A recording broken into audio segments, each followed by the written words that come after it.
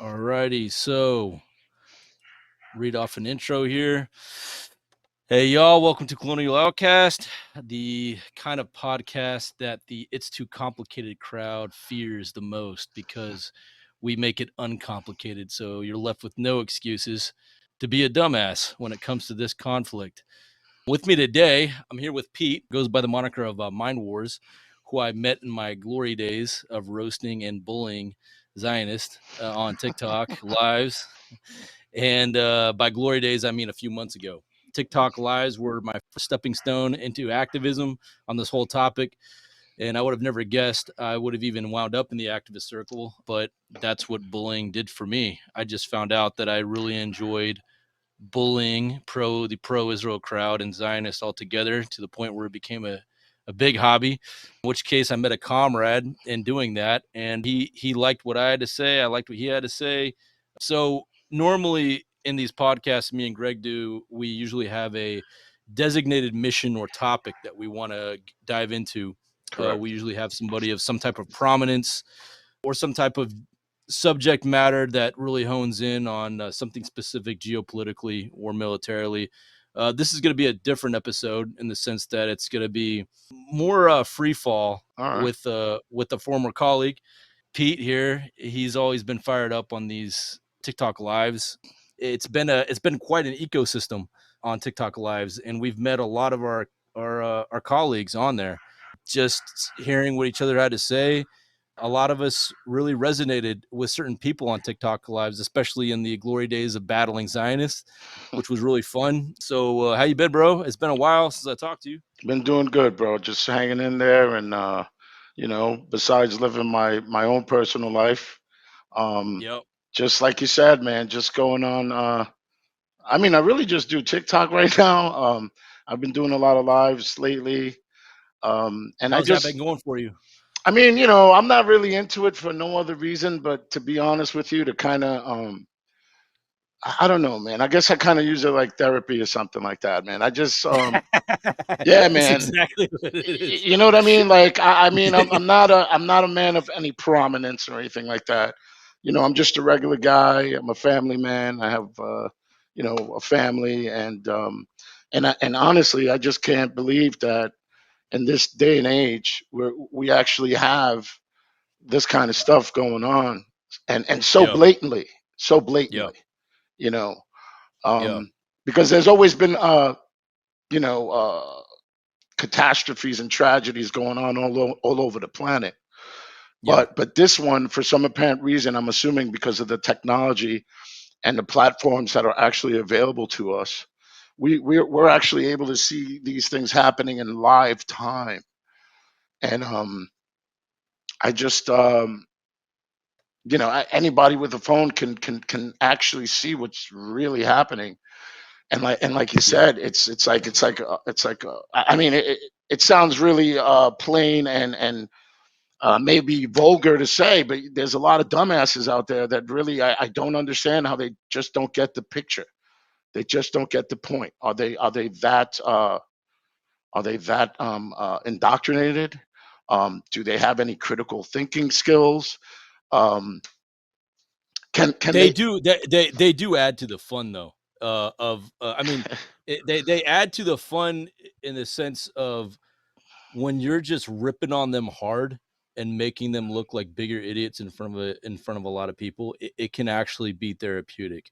Hmm. You know what I mean? I mean, ignorance has to have some type of punishment. And that's their punishment is people like me and you just shredded them to bits on the places like TikTok Live, which by the way are supposed to be monopolized by the Zionists right now, right? I mean, Supposedly, yeah.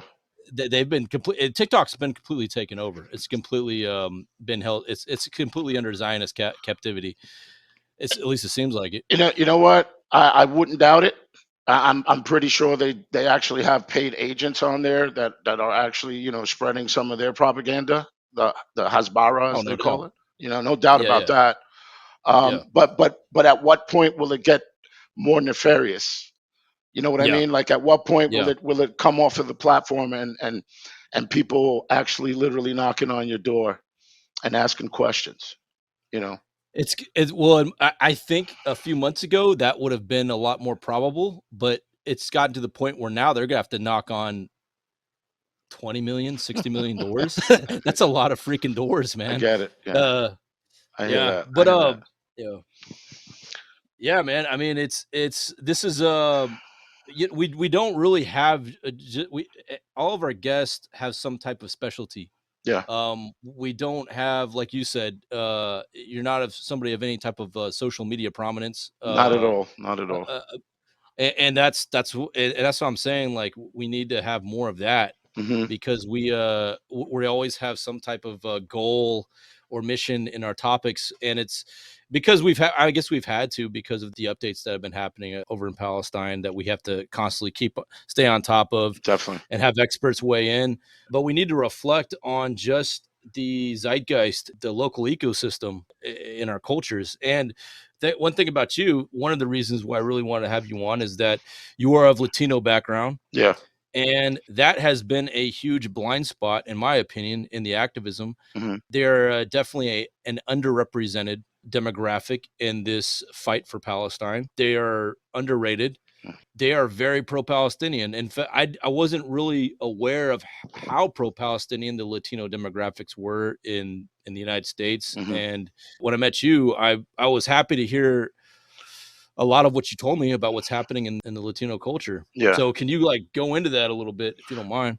Well, I think a lot of that is done on purpose, right? Um, Hmm. and for some apparent reason, in the United States particularly, everything's to the extreme. It's usually just black and white. So when you're caught in the middle, like let's say a brown person might be, it's kind of like you go either one way or you go the other. But then you have these other things in society and this other situation where, and I don't want to sound, I'm not trying to be like facetious, or I don't want to sound racist or anything like that, but there is that problem of white supremacy that is still very alive in our society Yeah, and all over the they ain't world. racist. They ain't racist at all. No, but I'm That's just saying. I'm just trying to. Hey, listen, I'm giving a little caveat there. Yeah, I'm yeah, gonna yeah. bring it on in a minute. Just Bring it on, bro. Hey, just dump it all. you Hey, know, bro, you know me. yeah, no doubt. Yeah, Yeah. So I'm just saying. Listen, a lot of Latino people, they watch Univision, right? mhm, So they're Univisioned. On Univision, all of the Latinos, mostly, if you take a look at the channel, they look like your typical Western, blonde haired. Even if they're not blonde, they dye their hair. They're trying to. right, It's kind of like the Western perspective, right? Um, right. Meanwhile, most of the nations in South America, most Latino nations, have at one time or another felt the brunt of American imperialism, or or whatever it was that America needed from that particular place at that particular time. I would even dare to say that a lot of the time, even America even took over the drug trade, right? Because if Yeah, if if that's one of the biggest money makers and cash crops in a place like Colombia, for instance, of course there's going to be some agents involved. You know what I mean? It's like, so at the end of the day, my point is this: it doesn't seem like there's a lot of Latinos out there that might be down for the whole Palestinian activism thing, because maybe they don't want you to actually know that there is that many, right? right. I don't really think that you have to be any kind of ethnicity or color or whatever. Me personally, I don't give a shit about any of that kind of stuff.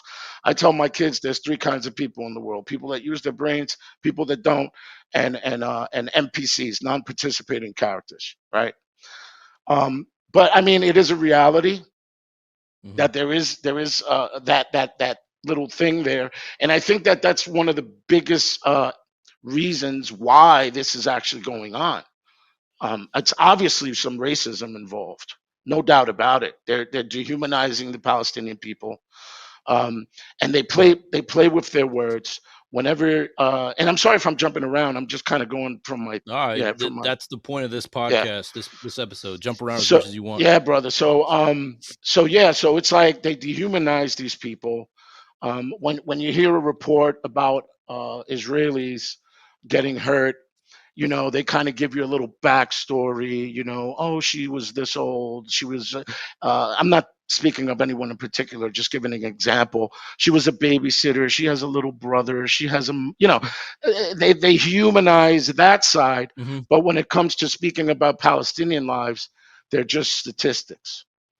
You Yeah, know. I mean, you just look at that last quote unquote rescue mission, Yeah. right? That took place in Nuseirat refugee camp. The Western media was hailing it as a successful rescue of 4 hostages and completely ignoring the fact that over 200 people were just slaughtered. Hmm. And they, for some reason, didn't mention the 3 hostages that were most likely killed. In addition to that, yeah, and whenever they refer to a child, they're referred to as a young woman. Correct. When it's an Israeli, it's a what? It's a young girl. Correct. So and they've always done this type of thing. They do it with Uh, everything. I mean, they really do it with everything. Anytime they want to yeah, dehumanize a group of people, that's what they do. I mean, they've done it with their own yeah, citizens here in the United States. I mean, let's be honest. yeah, yeah. Um, so yeah, I mean, just the point of that, what you just pointed out, they supposedly saved 4 of their hostages, um, but they did unalive or slaughter, because we're not on TikTok. I can actually say the word. Oh Yeah, yeah, yeah. That's another thing, yeah, bro. You and I are so traumatized by having to use TikTok language yeah, bro. that I just splurge non-TikTok language when I'm on this podcast You know as what just a Mark, way of reversing it. let me tell you something, bro. And I was saying this on a live just last night. I was uh, like, listen, you guys are ridiculous. You're worried about saying on the live, peel, peel, BOMB, all this bullshit. God, it's so Meanwhile, frustrating. meanwhile, there's videos upon videos upon videos of people literally being blown into pieces. Right? That Oh yeah, and the pro Israel accounts on TikTok, they don't get censored at all. well, They can say any type of genocidal language they want yeah. and just get a free pass. Yeah, you ever seen that guy, the older millennial, that Uh, piece of shit motherfucker? I'm pretty sure that I've probably come across them, but to be honest with you, once I hear like some of the things those people say, I usually block them or I don't even bother.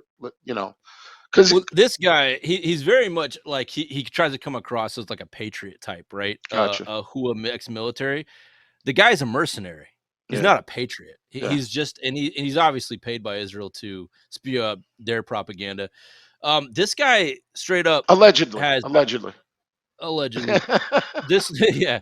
But he definitely was a mercenary for sure. Hmm. So, and then one thing about like, a lot of ex-military who then become mercenaries, Hmm. they lose so much morality. Like their moral compass is gone because they're just paid for hire. Well, yeah, They're just they're killers for hire, hmm and there's a lot of them. And I noticed that Israel, especially on TikTok, has recruited a lot of ex-U.S. military turned mercenaries hmm to be propagandists on TikTok. of course. And of course, his content, which has straight up genocidal language towards the Palestinians, is completely hasn't been taken down. It's not censored. Hmm. Now it's you've been on TikTok. You said you're almost exclusively on TikTok, Yeah, which is good because um, it's I can pick your brain about what you've experienced on TikTok sure. because you're in that world. I was in that world. I would say back up until like maybe March. Yeah, But then with Greg and I opening this podcast up, I kind of migrated more towards Instagram. But I miss the TikTok lives. I don't even. I should go on there more just out of pure therapy. yeah, But can we talk about how you and I met sure. and like what led up to that and what you experienced on TikTok, on the TikTok lives, like just the whole world there, because a lot of the audience is not. A lot of them are Instagram and other platforms. Some are TikTok, but a lot of them don't know the inner workings of TikTok and Yeah, what the visceral experience is yeah. for us guys who were on there. So, Well, I mean, the thing with TikTok is it's a little weird because you can actually kind of fall into your own little echo chamber at times. mhm. You know what I mean? Because Yeah, the yeah. algorithm is just so strong, right? Mhm. Um, but I just like the point of it's an open forum. It's supposed to be, and you can actually there. I mean, believe it or not, man, I've actually talked to some Zionist people that if I did not know that they were wrong in what they were stating, and if I didn't know some of the facts that I actually know, again, I'm not an expert, but you don't have to Mhm. be an expert to like read and stay on top of things and have critical thinking skills and read one article, read another article, and then figure out where you Yeah. sit on the on the situation. So um I mean, it's free. It's free. It's supposed to be free. And it's just you get to really I think there's something to someone literally being kind of anonymous, right? And being Yeah. able to speak what's on their mind. Mhm. Now that could be a positive thing, but it also could be a negative, and I'll tell you why. Because what I've found is whenever you speak to certain Zionists on there and you hear some of the things they say, I guarantee you they wouldn't say that in your face or if they were in a room full of people. No doubt. You know what I mean? No No, doubt. Yeah. Meanwhile, there's people who are on the pro-Palestinian side. We have no fucking problem saying what we want to say sure. because we know we're on the right side of history. Of course. I mean, It's how could you? if you're a Nazi, yeah, you better be anonymous. Yeah, You know what yeah. I mean? Well, listen, Yeah. I don't want to, I don't want to throw, words like Nazi and stuff out there. They don't mean anything anymore. Those words don't Yeah. mean Yeah. anything anymore for the simple fact that every single time that you have something that you don't agree on with them, that's the first thing they Yeah. throw at you. You're either a Yeah. Nazi or you're an anti-Semite. Yeah. Um, Well, for me personally, like I don't mind personally, I don't mind using the word Nazi to describe it because of the characteristics of the two groups, the Zionist groups operating now yeah. and the Nazis in the 1930s and 40s. Hmm. Their ideals, their ideology, their tactics, the way that they viewed the others Yes. was is almost identical. So it's like I personally don't mind it. Now, on the other hand, them describing Palestinians as Nazis is like That's ridiculous. I have not once. Now, I'm not saying anti-Semitism doesn't exist in the Palestinian culture or Islamic culture. What I'm saying though is I have never met a Muslim Hmm. or a Palestinian talk about a Jew in a dehumanizing manner, But in the sense of like they look down on them and yeah, see them as like something to be extinguished. no, Now, maybe there's definitely an embitterment. Like I've heard that where it's like, because a lot of Palestinians don't distinguish between Israelis and Jews. You can thank the Israelis for that because the Israelis do everything in the name of Judaism. It's yeah, like, oh, yeah, I'm hurting you as a Jew. yeah, So obviously, when you have an oppressed population of these assholes just constantly treating you like shit every day, and then saying, I, as a Jew, am doing this to you, yeah. you don't know any other reality of Jews treating you any other way. So you Of assume course. that it's the Jews. So I actually understand that. But I've never heard them say, oh, the Jews are inferior and we want Excuse them me. extinguished and the world doesn't. I've never heard them talk like that. I've heard them talk about embitterment, like the Jews have been treating us this way. But that's Hmm. completely different than dehumanizing somebody. You know Well, what I mean? well, you know what the thing is, and I study Islam. I've Yeah, studied. that was one thing I forgot to mention in the introduction Yeah, is that yeah. I've studied Islam yeah, for a while now. Um, which is really funny because when I was growing up, um, I was exposed to like the Jehovah's Witness religion, stuff like that. And yeah, and my family, they were a lot of them were Catholic and whatnot. So I came into studying Islam after I was involved with the Nation of Gods and Earths, the Five Percenters.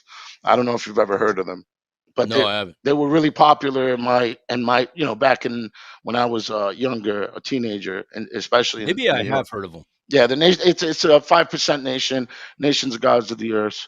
They're like an offshoot of the NOI. Um, and obviously the NOI, they do have some Islamic um, what you call it, they take a lot from Islam, but they're not Yeah. Sunni, what Islam is supposed to be according to the Quran, right? But yeah, I mean, you have to understand something, bro. The Zionists have been so good at conflating Judaism with Zionism. Hmm. They've been so good at it that everyone is confused, right? Yeah. A Zionist and a Jew, if you want to say that, they're not the same thing, man. It's an oxymoron. Yeah, it really, if you really know anything about Judaism and the Jewish religion, you would definitely know that it is an oxymoron. And most of these guys that are Zionists and claim to be Jews don't know what it is that Judaism really is. They've just been indoctrinated to believe in the Zionist, the Zionist ideology. And if you look into it, like you just said before, like people would say, oh well, I I've never really heard a Palestinian or the people that I've even been on lives with, or all of this, ever say, "Oh, the Jews are the ones that are slaughtering people." No, they usually say the Zionists. They know the difference, right? And Um, yeah, and I just want to say that is one of the most beautiful things that I am seeing happen in this in world culture right now, yeah. is that this we are finally detaching Zionism from Judaism. Like, it is being surgically severed with Hmm. the scalpel Hmm. by our society to no longer allow Zionists to hide behind Jews as human shields.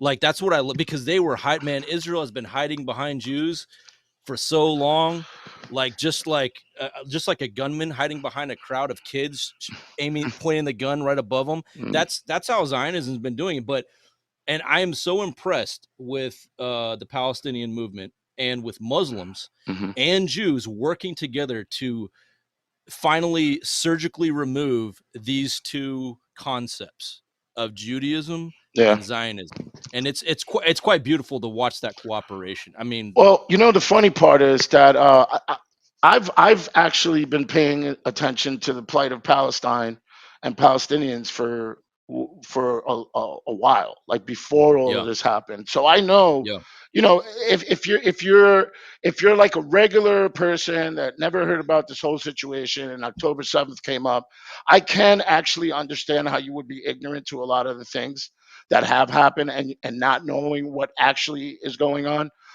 But if you're willing to take the time to maybe read about it a little and understand the history of what's been going on there, and the history of Zionism, how it came to be, then you should change your mind.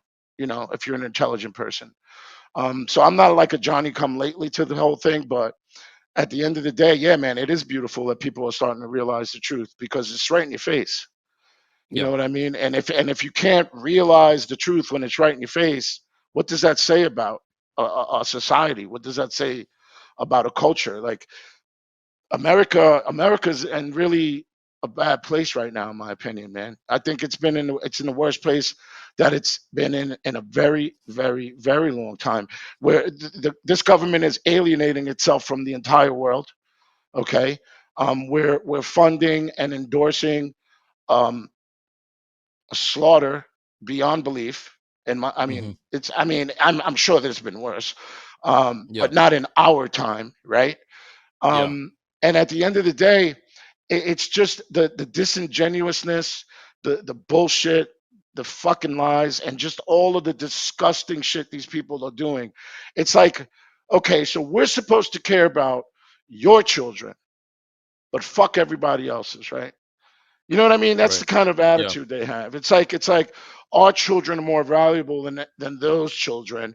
We can blow them to pieces. We could shatter their lives. They have literally destroyed. I think the last time I read something, it was like almost 75 to 80% of all of the residential homes in that strip in Gaza. Like they Yeah. literally have. I mean, bro, really? 80%. And then you have these guys sitting on TV, you know, the State Department spokespeople and all of these other clowns. I like to call them clowns. Sitting there saying, "Oh well, we're asking for the Palestinians to be able to return to their homes." Yeah. What fucking home, man? Yeah. Like a Yeah. Yeah. pile of bricks. Like, you know what I mean?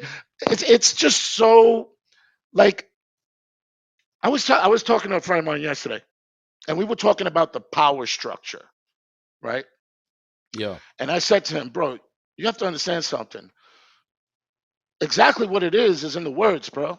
It's a power structure. It's a structure of power. It's not a Yeah. structure of justice, right? Yeah. It's not a structure of empathy. It's Yeah. it's not a structure of love. It's a structure of power. The power structure. So what you're Yeah. literally seeing right now is what they are. They have Yeah. exposed themselves. Yeah. You know what I Yeah. mean? And Everything, they've always been this way. It's of just course. that what Palestine has done is like, rip the curtain down so we can all Definitely. see it. Like, oh, you Yeah. guys were behind all this. Yeah. You guys don't give a shit about, all this self-righteousness you've posed yourself out as throughout the decades is all been a lie. And it's always been that reality's always been there. Yeah. It's just that we didn't really see it No. until after October 7th, Well, and not only that, brother. I'm gonna tell you what it is too. You got to understand what's going on right now. And I'm an older guy. I'm 48 years old, but I try to stay on top of what's going on, in the world Mhm. technologically. I listen to my kids. I listen to their music. Like I'm that guy. I try to stay. I like to like kind of Yeah, just be yeah. aware. I'm not that guy that has his ideas. I like to keep an open Yeah, mind. you're not trying to be like Bill Maher, basically. No, no, no. Fuck Bill Maher, man. He's full of shit. So, anyway, so at the end of the day, the situation is this. Um, Technology is getting to a point where you can't hide anything anymore. Yeah, They used to be able to hide, like all right, like for instance, what's your footprint online? Like, you know what I mean? Like you can literally like Google anybody and something's gonna come up regardless. Somehow, somewhere, something's gonna so you can't hide anything. They were used to yeah, being able to kind of control the narrative, lie about this, lie about that, control this, control that. But yeah. they can't do it anymore. That's why they want to get rid of like TikTok and other platforms like that. That's why I you know it's kind of funny to watch because you're exactly right. Like back in the day, all you had to do was control, the TV, the newspaper, and the radio. yeah, Right yeah, back in the good old days, that's yeah, all you had to control, and you could just put out a headline in a newspaper, and then John Carson would pick up the newspaper and be like, "Wow, look at this, Billy! It looks like the Arabs are attacking the Jews again. exactly, Well, it looks like we need to go to war. exactly. What do you say, honey? We got to kick those Arabs assholes, man. Those Arabs assholes, man. They're taking." It was very simplistic narratives. Yes, Arabs, yes, Jews, yes. Muslims, bad, Christians. Hmm. It very simple blocks of narrative. And then, like you said, social media got in the way of that. Yeah, Boom, everything's nuanced. You have nuance now. You dude. have complexity. Listen, me and you are sitting here speaking freely about what's happening in the world. Somebody might Yeah, want to listen to it and think it's, hey man, these guys got something to say. Other people might say, oh, they're full of shit. But at least they yeah, have the freedom to do so. You know what I mhm, mean? It's not like it's yeah, just one narrative in your face. Now you can actually choose what information you listen to and yep. what you don't believe and what you will believe. It's almost like they're losing that battle right now, right? Oh, And, they, and oh, I they th- totally are. and I think it's fantastic. I mean, It's great. No, it's awesome. It gives me a lot of hope. yeah, I'm telling you right now, because I'm trying to think of like how in the world are they able to get that power back? They won't ever. They no, can't put that genie back in the bottle. no, they can't. Like it's not. It's too late. You would have to somehow brainwash everybody all over again and then start from scratch. I mean, so it would take a miracle for them to try to gain control No, of the world's knowledge base now. I mean, and like you said, they're trying to ban TikTok, right? yeah, Well, it's too late. Okay, even if you ban TikTok now, Yeah, you're not going to be able to reverse all the information that got rolled out by TikTok. that's It's not right. like somebody who already saw a video explaining the history of Israel and Palestine Hmm. is you can delete the app or you can get control of the app. It's not going to take all that knowledge that person Yes, already learned out of their brain, that's and right. that person is going to spread that on another platform or by word of mouth. So it's too late. And it's just funny that. But here's the question: why didn't they see this coming? How come they didn't predict that? You Yeah, would think with all their think tanks, their industrial psychologists who are working on these predictive models, yeah. why didn't the predictive models predict that? Listen, man, I'm gonna tell you, man. Look, this is why my name is Mindwarz, bro. Because I believe that everything in society is a battle of the minds, bro. They're messing with your head. They're putting a war on your mind. You know what I'm saying? They're literally just like bombing your mind with all of this shit at the same time. And you have Yeah, to really be smart. Not, I'm not gonna say smart enough. I'm gonna say critical enough to know what's bullshit and what isn't. And that's kind of like the yeah, downside of the whole thing too. Because now that there's like so much information, right? You actually have to take the time to know, all right, well, this might be bullshit, this isn't, whatever the case may be. And believe it or not, Mark, a lot of people, they either don't have the time to do so because they're trying to survive and live their lives, right? We all yep, are, right? yep, yep. Um, and there's a lot of brain dead people out there that they're so in the matrix, and I hate using that word because it's so overused. And I'm not trying to throw, I'm not trying to like make this some kind But of weird. it's an accurate word though. I mean, Yeah, it's like what other word can you use to right, better exactly, describe it? If it exactly. works, it works. So I mean, so they're so stuck in the matrix that they don't care if it's not Yeah. affecting them, right? Mhm. If it's not hurting you or anyone you give two shits about. Most Yeah. people don't give a shit. They want to watch their Netflix, order their Uber Eats, scratch their nuts. You know what I mean? Go to the mall. Yeah, the typical American society, right? Typical American Yeah. culture. Um, Yeah. and that's part of the problem, right? And Yeah. and and I really don't think that the power structure wants you to be the type of person that's curious, wants you to be the type of person that's going to think critically and take a look at everything and have an open mind and actually come to a point where you can decide what may be true to you and what's not. And then you have things that are just in your face that you cannot deny. And then you have these people that are literally denying what is in their face. You know what I mean? And it's incredible to me. You either have no empathy, uh, you might just be racist, right? Or you're just so indoctrinated that your identity is so tied up in this thing that you can't even look at yourself or someone else in your tribe and say, hey, listen, maybe this isn't the right thing to do. You know, and it feels like Israel is one of those places where they're like in this weird bubble, right? It's like um it's just I mean the media there. I don't know if you've read about it. I read a lot of Haaretz and some other, Jerusalem um, Post and all this stuff. So I like to read stuff and the stuff again, the words they use, the way they frame the narrative. You know what I mean? It's all, and they've been so good at it for so long. But it's breaking down, but within the country itself.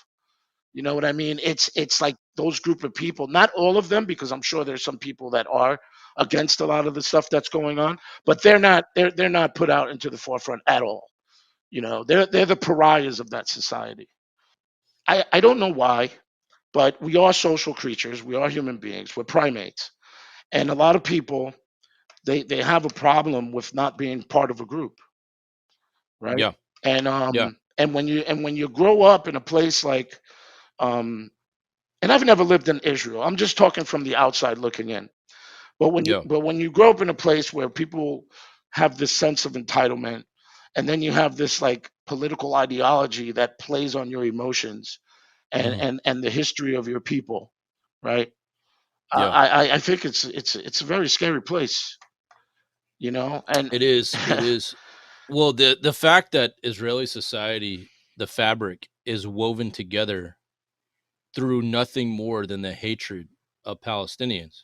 Hmm. And I say Palestinian, not just Arabs, because, well, Israel apparently has no problem making an alliance with, say, Saudi Arabia.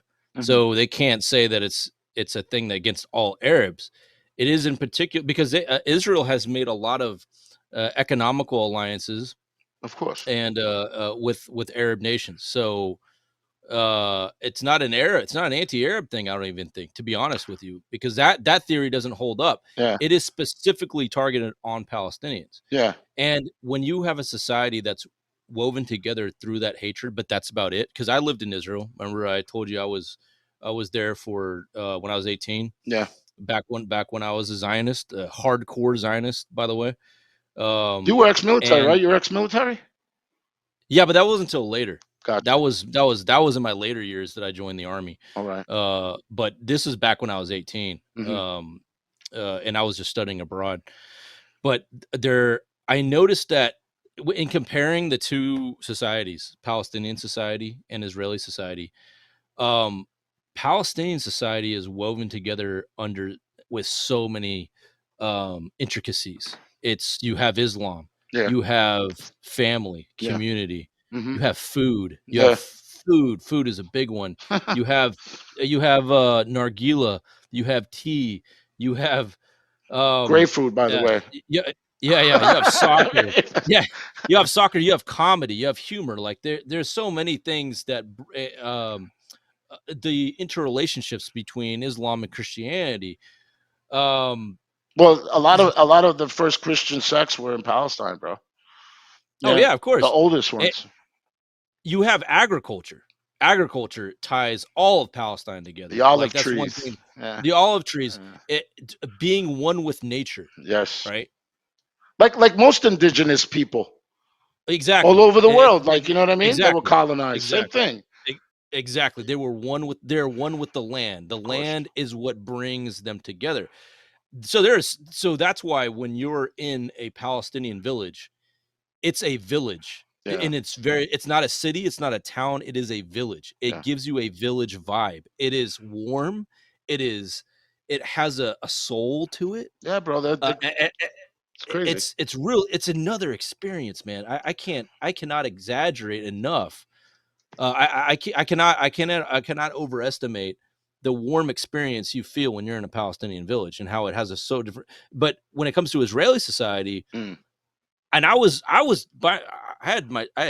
I had each foot in both worlds. I had my foot in the Palestinian world, and my foot in the Israeli world. I was a neutral party, Mhm. like I was a gray man, dude. You were I was able observing. You were just the observer. exactly, and I'm Yeah. telling you, and even mind you, this is when I'm a Zionist. This is not what this is as I'm a Zionist, I noticed this stuff, right? Yeah, but What I you're from America. Most people in America have that mentality because that's what's been presented to us all of our yeah, lives. yeah. You know, Now, so of granted, course, it's not as deep as of course not. No. Israeli Zionism. Yeah. It's pretty shallow. Yeah. So it didn't take a lot of bullshit to wipe off, Exactly. But I saw as being in and then experiencing Israeli society, there was not much holding them together Hmm. besides their collective hatred and racism towards Palestinians, And their whole right? militaristic kind of society, the whole, Yeah. yeah. Even like the most liberal people you could think of. Like for example, my roommate Hmm. in Israel was Israeli and he was gay, Mm. right? All right. So, me and him, we'd be hanging out and I'd be hanging out with his friends Sure. and they're liberal in a lot of ways, but when it came to Palestinians, the way that they talked about them, Yeah. like it was dehumanizing, and it really, and mind you, this is as I'm a Zionist, it was disturbing to me. Mm. Like, and I'm like, it was disturbing to me how they talked about them because, mind you, the same night I'm going to hang out with my Palestinian friends Wow. who have welcomed me in their world as a brother. So to hear them talk about Palestinians that way was like hearing them talk about my own family, Mm. and that's when really deep down inside it was starting to really cut deep. You Like it was noticed. like, Yeah. something was wrong here, Yeah. man. Yeah. Like Yeah. Yeah. Yeah. I don't. And it's something that I fought. I was trying to fight it. I'm like, oh no, there, Israel has a lot of, maybe it's just a few bad apples. Maybe it's just, but then it's like, nah, something started to smell wrong, and so yeah, Well, like you said, you got to understand something, Mark. Man, I'm gonna tell you. I'm gonna break something down to you right now. Right. This is actually um this is what we're talking about now, but there's also such a bigger picture here, right? mhm, um when the Zionists were put, because they were literally put into that region, okay, yeah, okay, it was like one colonizer handing off to another colonizer, and then those colonizers actually killed some of the original colonizers. It's big mess, right? I said this the other day, and I have not been able to find anybody that can literally prove me wrong on this. Modern day terrorism was not a thing in the region of that world until the Zionists showed up. yep, they invented it. Okay. First terrorist attacks ever, in the modern day was the what was that? Fuck, Was it the the King? Urgun, Yeah, the Ergun. Urgun. Correct. What's the other one? The Haganah, Haganah. Correct. Yes. And then and then a handful of others. yeah, and then they had stuff like King David hotel bombing, and I mean just a bunch of stuff. All of these guys were pretty much, if you wanted to, if you look at the definition of what a terrorist is, that's how they began, right? And this is prior to Israel becoming a state. Yes. That's what people don't understand, the significance of that fact. The fact that we had terrorist groups in that region before Israel was a state. And then they wonder, oh, so but then the narrative was framed, oh, well, they rejected a Jewish state because it's Jewish. Hmm. It's like, no, they rejected because it's terrorist. Yes.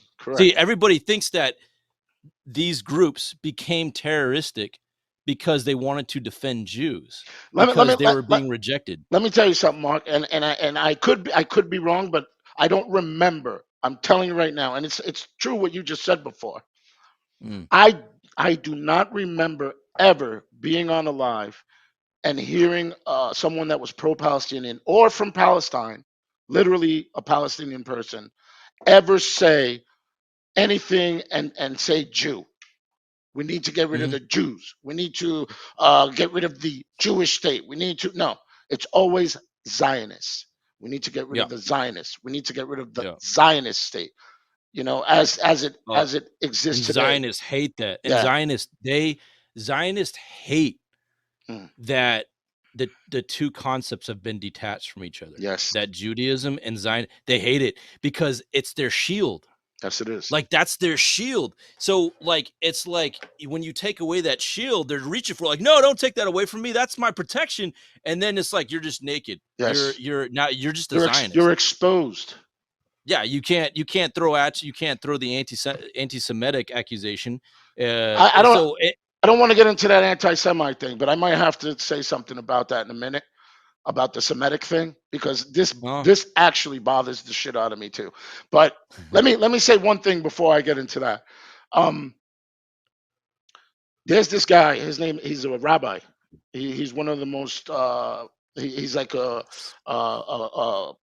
very intelligent. He's a rabbinical scholar.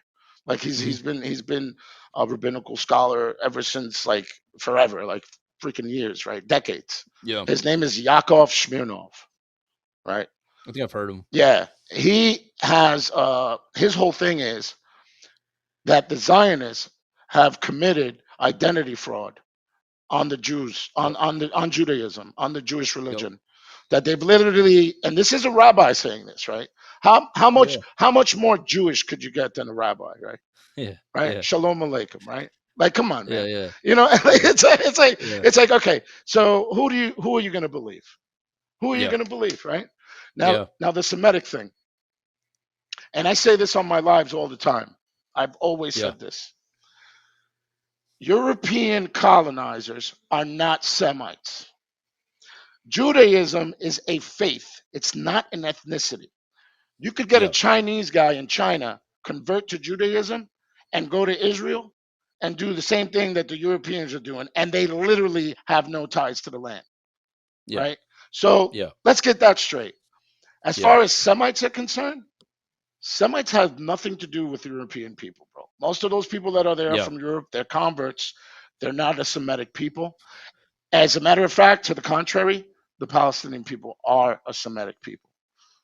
Yeah. Now, yes, they are. And I wrote a book back in 2016 where I made an academic argument, biblical argument that sub-Saharan Africans are also Semitic peoples based on the lineage of Shem. No doubt about it. Uh, No doubt about it. so, so I came up with the conclusion that Arabs, sub-Saharan Africans, Iranians, Armenians, and Israelites are all Semites. Now, in reference to the term anti-Semitism, I had Dr. Liam O'Mara. I'm sure you've seen his lives a few times, possibly, right? Yeah, Yeah, I have. he went into the history of the term anti-Semitism. Now, he's not a fan of it.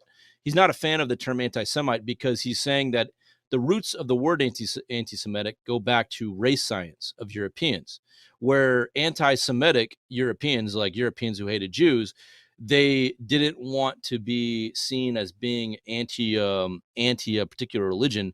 They wanted to come up with a racial term for their racism, and they came up with it as being anti-Semitic Yeah. because, and they said now the history of race science is illustrious.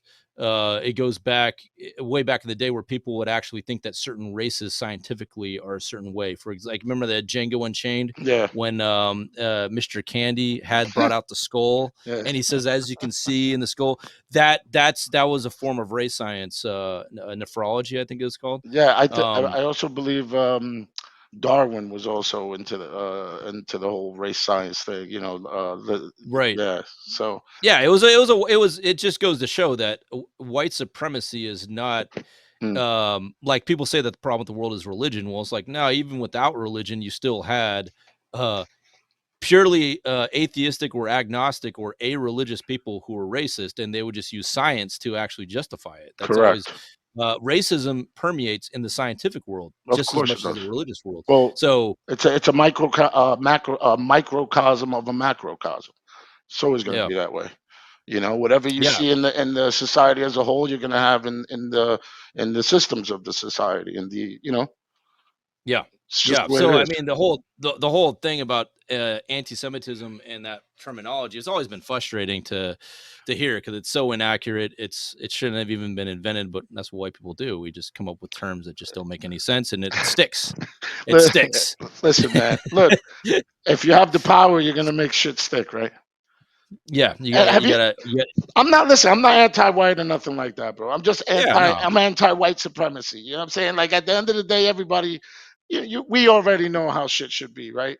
Um, yeah, but have you noticed that anytime there's like a power trying to like a white supremacist colonial power trying to take over indigenous people, the indigenous people actually have like some kind of culture where it's all about the land and sharing and hmm villages and stuff like that. And meanwhile, all these guys want to do is abuse the land, take the resources.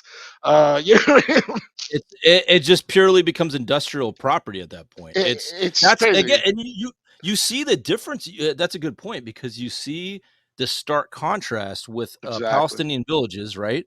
If you Correct. go to a Palestinian village in the West Bank, it literally the village is designed to be one with the land. It just flows with the land, right? Correct. And then the settlers kick them off and build their settlements. What does Hmm. the settlements look like? It looks like a Home Depot project. Right. It looks like it's an eyesore. It looks like it does not fit there because to them the land is not important. It's just establishing an outpost where they can, establish shopping malls and things like that. It has nothing to do with being one with the land. Commerce. And and I'm telling you, that's on a personal, selfish level when it comes to the West Bank Hmm. is the uh, just seeing the memories that I had of the West Bank being wiped out, and that's completely selfish. I'll admit that that's just a personal thing. That's like to see these West Bank villages getting just wiped out, and I'll never Annihilated. be able to go back, and I'll never be able to go back to them to have that experience again. And again, I realize that's a very selfish, outlook, No, dude, but that's a human outlook, bro. You've been there, you saw it, you saw the beauty of it. Why wouldn't you feel a little selfish? You know what I mean, when you see yeah, it all destructive. I mean, well, because if like for me, it's an experience. For them, that's their livelihood. That's Right? that's Yeah, I get their that. that's their Yeah, whole their entire no lives. doubt about it. And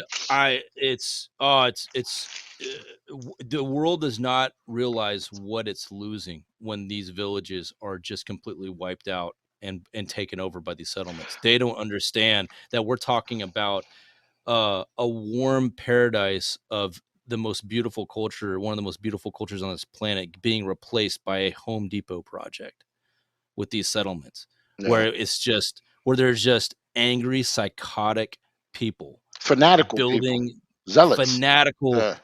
like and it's there's a reason why these people it attracts this fanaticism, because you got to think, what type of person would be um would it appeal Hmm. to come over and take somebody else's land and establish an outpost there? It takes a real big it takes a special type of asshole to want to do that, You know you what? know? You know what, man? That is just plain English, bro. It's true. It's so fucking true. Yeah. You know what else? This is another thing that I notice.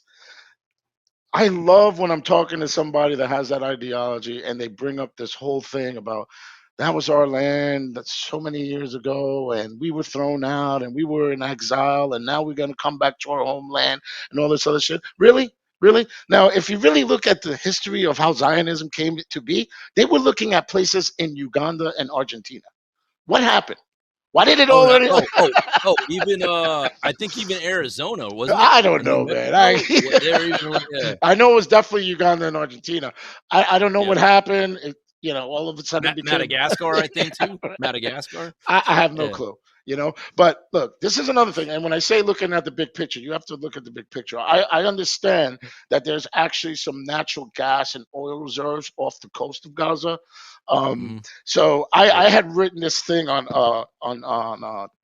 TikTok. It's on one of my, I do little memes and I write little, comments or poetry sometimes, whatever. I'm a weirdo, but this is what Yeah, no, that's fucking. Hey, what are you talking about, man? That's fucking awesome, bro. this is this I didn't know you is did all that. this Man, is what don't I know about you, bro? Why you, don't you you telling you me, man? probably don't know a lot, but listen, I wrote, yes, there is a regime of racist, misguided, fanatical, thieving colonists systematically massacring the indigenous of Palestine named Zionists.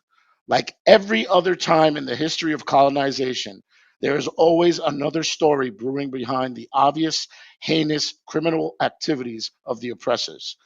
Look up Givat Olam Corp. This is just this is just another human sacrifice for oil slash gas profits and geopolitical dominance by the so-called West. The Zionists are the regional hitmen, and the Palestinians are just another powerless, expendable inconvenience. That's how I see this whole thing, brother. Yeah, You know what I yeah. mean?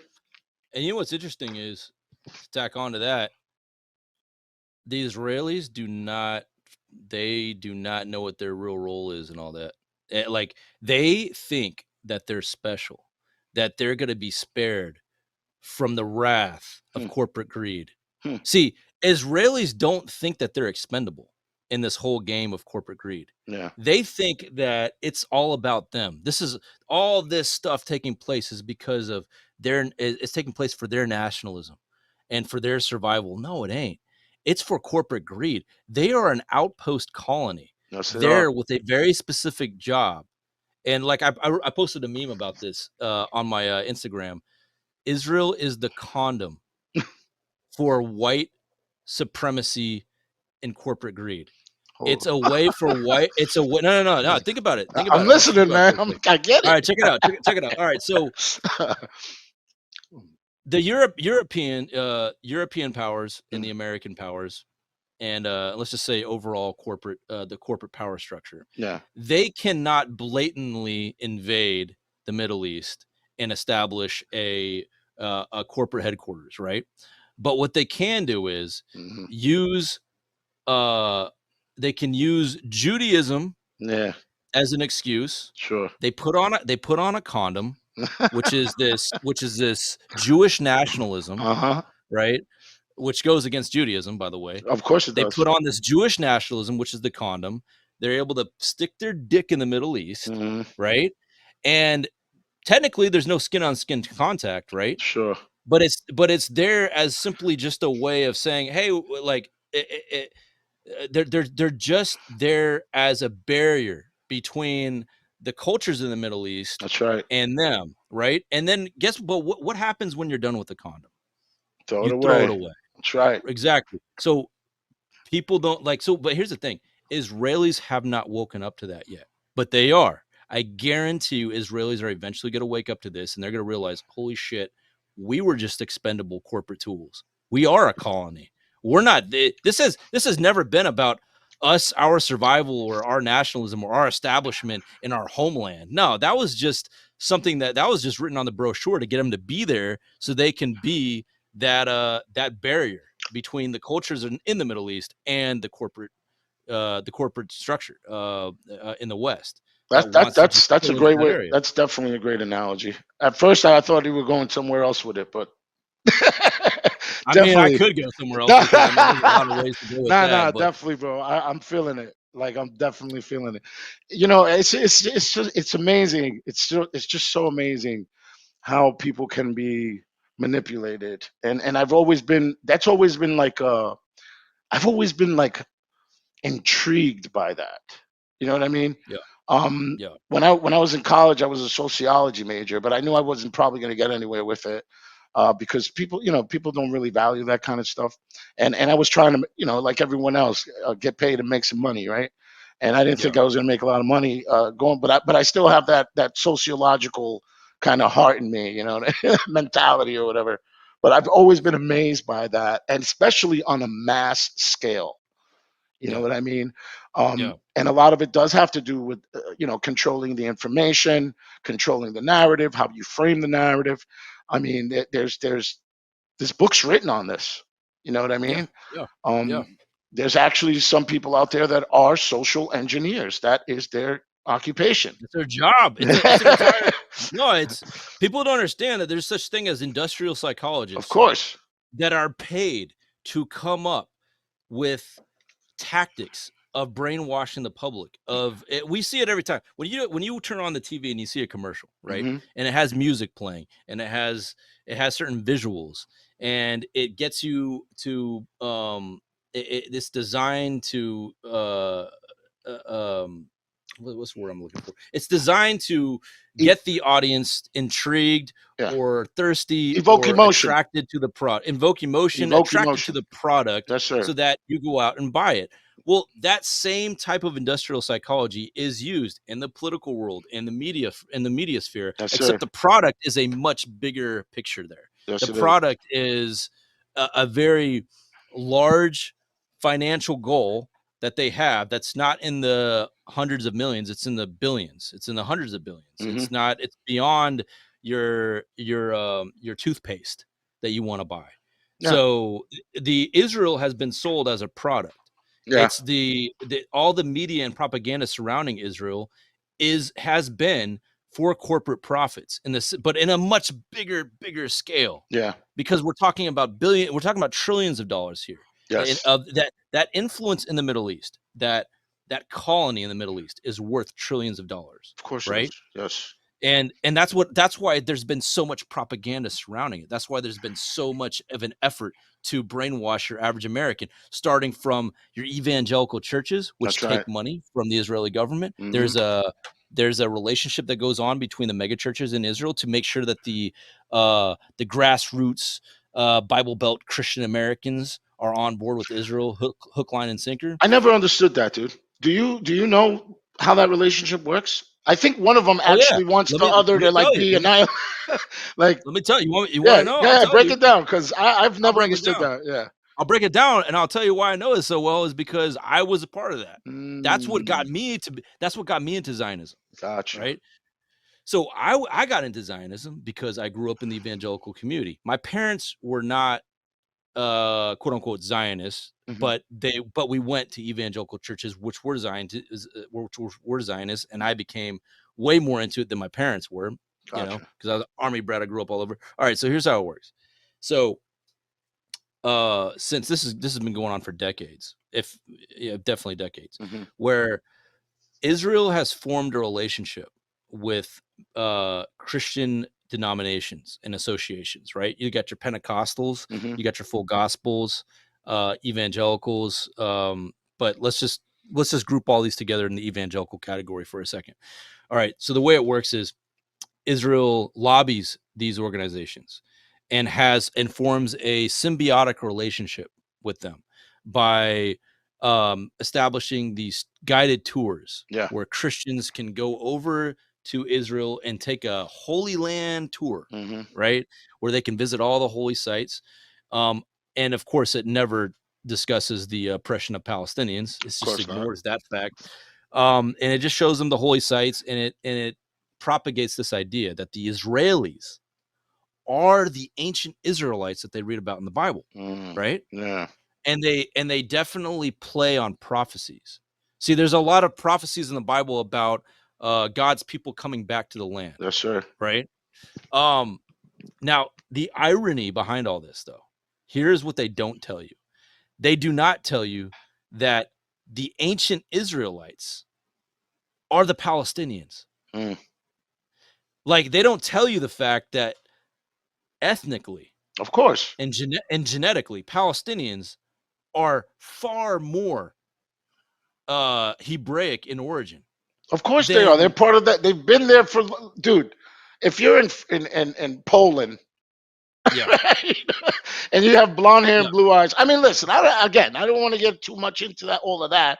But I No, mean, but it's just the irony, though. yeah, It's like race should not play a role in it. Genetics shouldn't play a role yeah. in anything.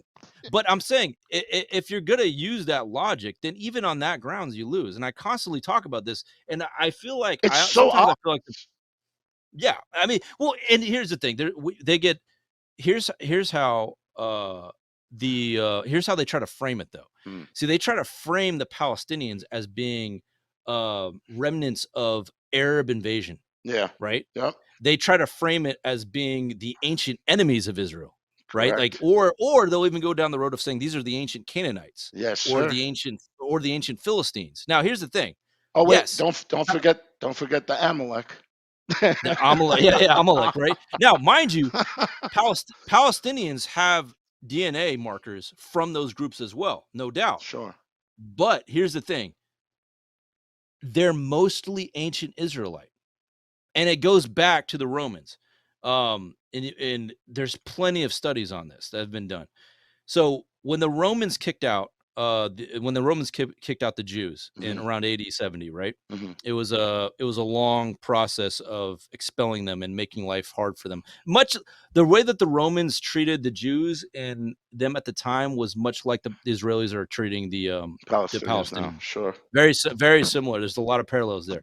Ironically, so as they were expelling Jews, they left behind a few thousand. Hmm. And this was the result of a deal they made where they said, listen, you can go into the diaspora with your fellow Jews, Hmm. or you can stay in the land and be our slaves to provide olive oil for the Roman Empire, Hmm. to tend to the olive groves.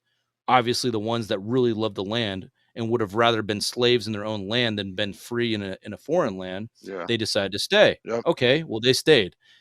Roman Empire fell, they're still there. Other empires came in, got invaded by other empires. Islam came in.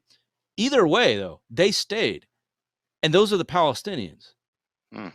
Now, yes, they have ancient Canaanite DNA markers. They have Phoenician. They have, but they have Greek. They have Greek ancestry too. But the majority of what makes up a Palestinian, and when it comes to genetically, is the fact that they're an ancient Israelite. Right now, the Christian world never was taught that fact. Of course They not. were never given those facts. Of course not. And if they were, though, I guarantee you it would change their perception, because either way, there's so many problems in the evangelical biblical world where the Bible is used to justify all kinds of heinous things, right? Always, Um, always, man. It's been done for a long, yeah, long time. Yeah, yeah, but so that relationship continued with the Christian denominations, and they formed such a tight bond between the two, yeah, Israel and the Christian organizations, that the whole strategy is that Israel knew that the base of the United States, the majority of the base, is made up by Christians, right? yeah, Grassroots Christian Americans. So they knew that if they can influence that base and get them on board with Israel, then for the next few decades they'll pretty much have support from American society. sure. And it worked. It was a great strategy. It worked so well, and I think what we're seeing right now is Christians in America are going to have to come to some type of fork in the road and be Hmm. like, listen, are you really gonna hang on this Titanic? Hmm. Are you really gonna stay on board this ship as they're murdering thousands of children? And this is You and know? and this is and this is another thing going off of what you just said. Yeah, And I like to say, you know what? It's good to know that history, um, all of that stuff. But I hate the fact that you have so many of these guys that'll bring up all of that history. And you know hmm what? Okay, I get it. But what does that have to do with what that entity is doing now? And how could any of that bullshit, right, yeah, justify what you're doing now? You literally have a man who supposedly has a arrest warrant from one. I think it's the ICC or the ICJ, one of those two. And then you have the yeah, ICJ looking into war crimes. Then you, I mean, and then you literally have this guy supposed to be coming to the United States to speak to Congress. I mean, what kind of message are you sending as like supposedly um, the leaders of the free world to the yeah, world when you're doing something like that? Like, do these dude. people realize any of this? I just don't get it. It's obviously international political suicide, and so there's no sense in what they're doing. And I don't think I'm. It's hard to imagine that they even care what we think as Oh, citizens. they Like, obviously don't. They yeah, obviously don't. 90% of Americans could be completely against what's happening, and they don't care. No, I They don't mean, care. the majority is. Yeah, it is. They don't. So they don't care. They really don't care about what us people on the what what American society thinks about the political structure here. They don't care because we can't touch them. They're untouchable right now. You Well, know, you know what? And that's another thing that people need to start realizing is how much more of this kind of stuff are people in this country willing to take? You know what I it's a mean? good question. You, you, That is a great question. That is the I think that's one of the most important questions actually out of all this is how where what's the needle that's going to break the camel's back in all this when it comes to American what we decide to do. Like, I mean, it's like it's like what boiling the frog slowly, well, right? at the end of the day, it's like, listen, we've been indoctrinated with all this idea about freedom and justice and getting rid of the tyrants and fighting against oppression and I mean, shit. Let's put it to use, right? You know No, what I it's mean? I all mean, talk. what's going on here, It's bro? all it's all talk. It's all talk. It makes it's it's fake patriotism is what it is what you're talking about. It's Mm, we have so many fake patriots in this country. yeah. People who claim to be, you know, pro freedom and people who want to take America back and save our country from destruction. They're like, but they're fake. They don't care. Like they're cucks, They're man. not Like looking. They're not looking at the right enemy, in my opinion. they're not. You know what They're I mean? not. They're nah, no, they're not, you know. Yeah, no, yeah, it's a great question, brother. I'm we are a wild card. Our society is somewhat of a wild card because I'm seeing a lot of positives positive in our culture though. Yeah, a Like lot of more people are and more waking up. A lot of yeah, people. a lot of people are waking up thanks to people like you. Yeah. Thanks, You man. know, talking about it, no doubt. Um, you know, and I want to go into I want to go to Islam. Yeah. Like um Well, yeah, let's go into Islam. So when did you start studying about Islam, and Well, when did you become Muslim? well, I've always been. I'm a work in progress, by the way, when it comes to Oh, we being a all are, bro. Muslim. Yeah, man. Inshallah, I'll be able to attain my goal of trying to Inshallah. be a righteous person. You know what I mean? But at the end of the day, Inshallah. yes, sir. Um, you know, I mean, I've always been kind of like I told you. When I was a kid, I started reading my book of Bible stories with a woman who was a Jehovah's Witness that my mom Hmm. knew, and that's actually how I learned how to. Because I've always I speak Spanish, English, and Sicilian dialect, so I speak three languages. But when I was a kid, I only spoke English. I mean Spanish at home, and I didn't learn English until I actually went into preschool. So I was actually thrown into a situation where I had to learn English, like, you know, Yeah. ASAP, because I couldn't Yeah. communicate with anybody.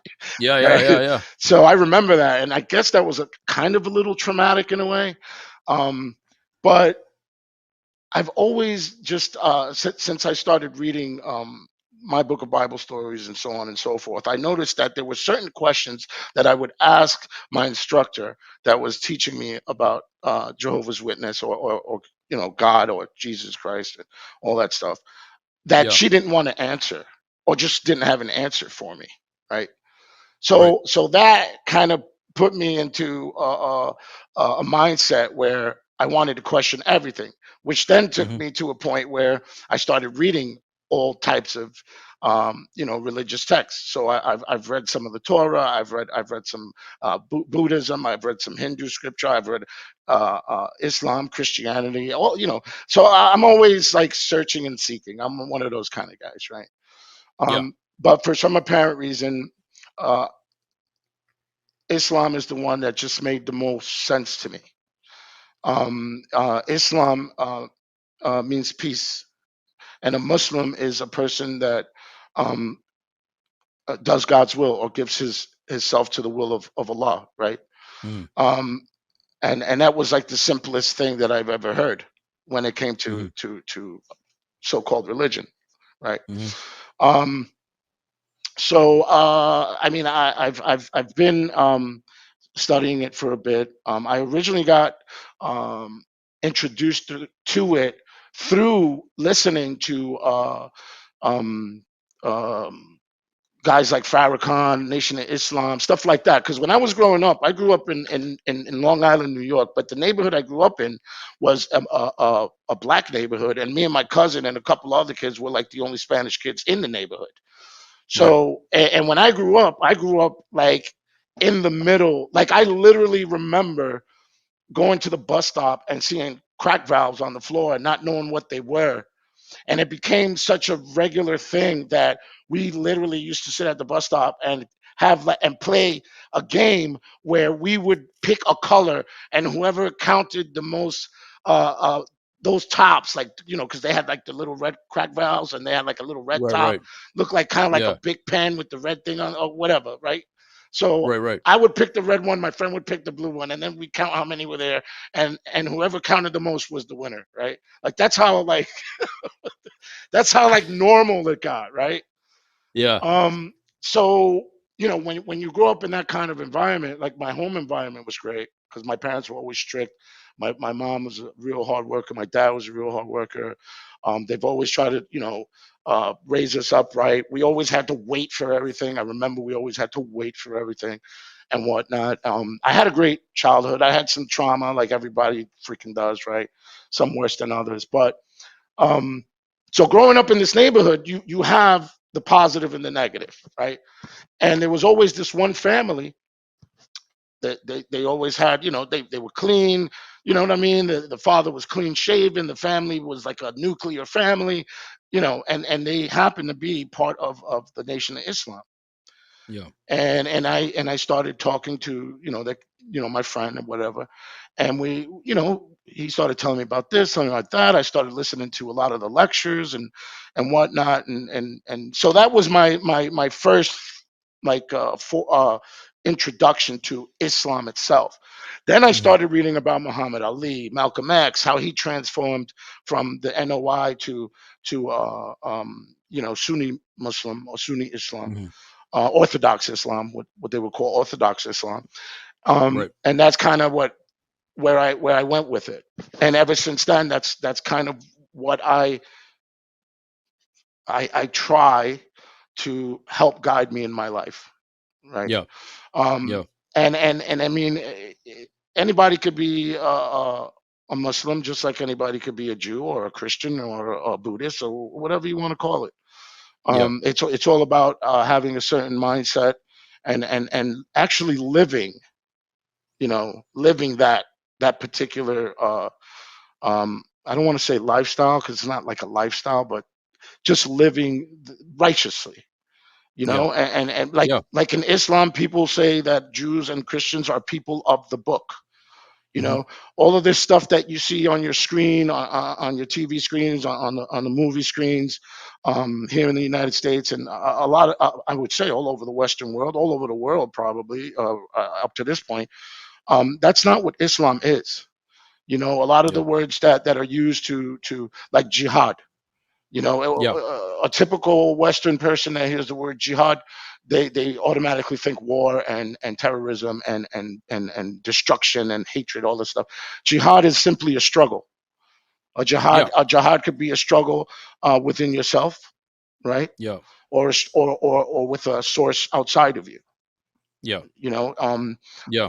it's just a lot of things that have been put out there about Islam that are just not true, and it's just Yeah. bullshit. I Um, was once victim to that propaganda, yeah. back when I was young. When I was in that evangelical community, I was completely a naive victim of that propaganda, to the point, and I did a podcast basically doing a confessional with Dr. Omara, Oh wow. about how I once badgered a Muslim lady who came to my junior high school to educate people on Islam, Hmm. and I was a complete asshole to her. Yeah. And it wasn't until, like I said, when I moved to Israel, and I went to Jerusalem Hebrew University, where I wound up on a dorm floor full of Palestinian Muslims, and we became like brothers, Yeah. and all of my preconceptions about Islam were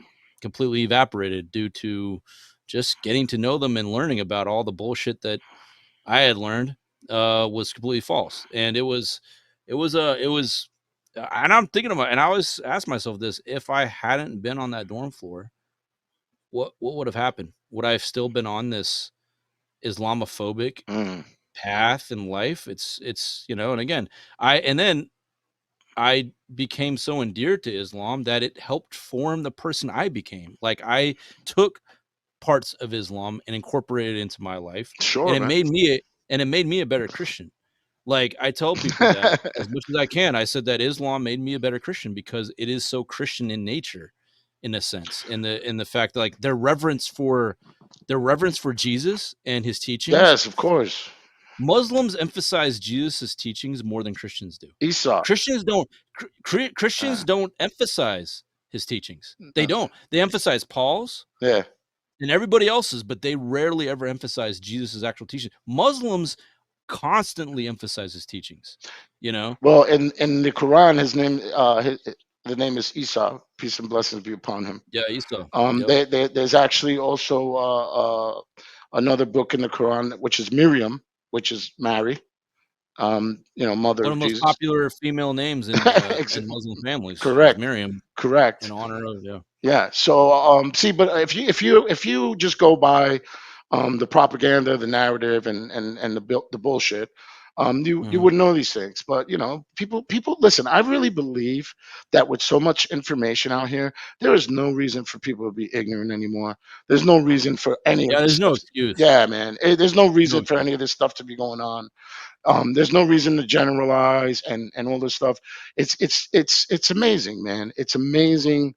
Again, how manipulated on a mass scale human beings can be, and there's an art Yeah. to it. There's a playbook to it. You It know what I mean? is. There's It's definitely that. definitely hard.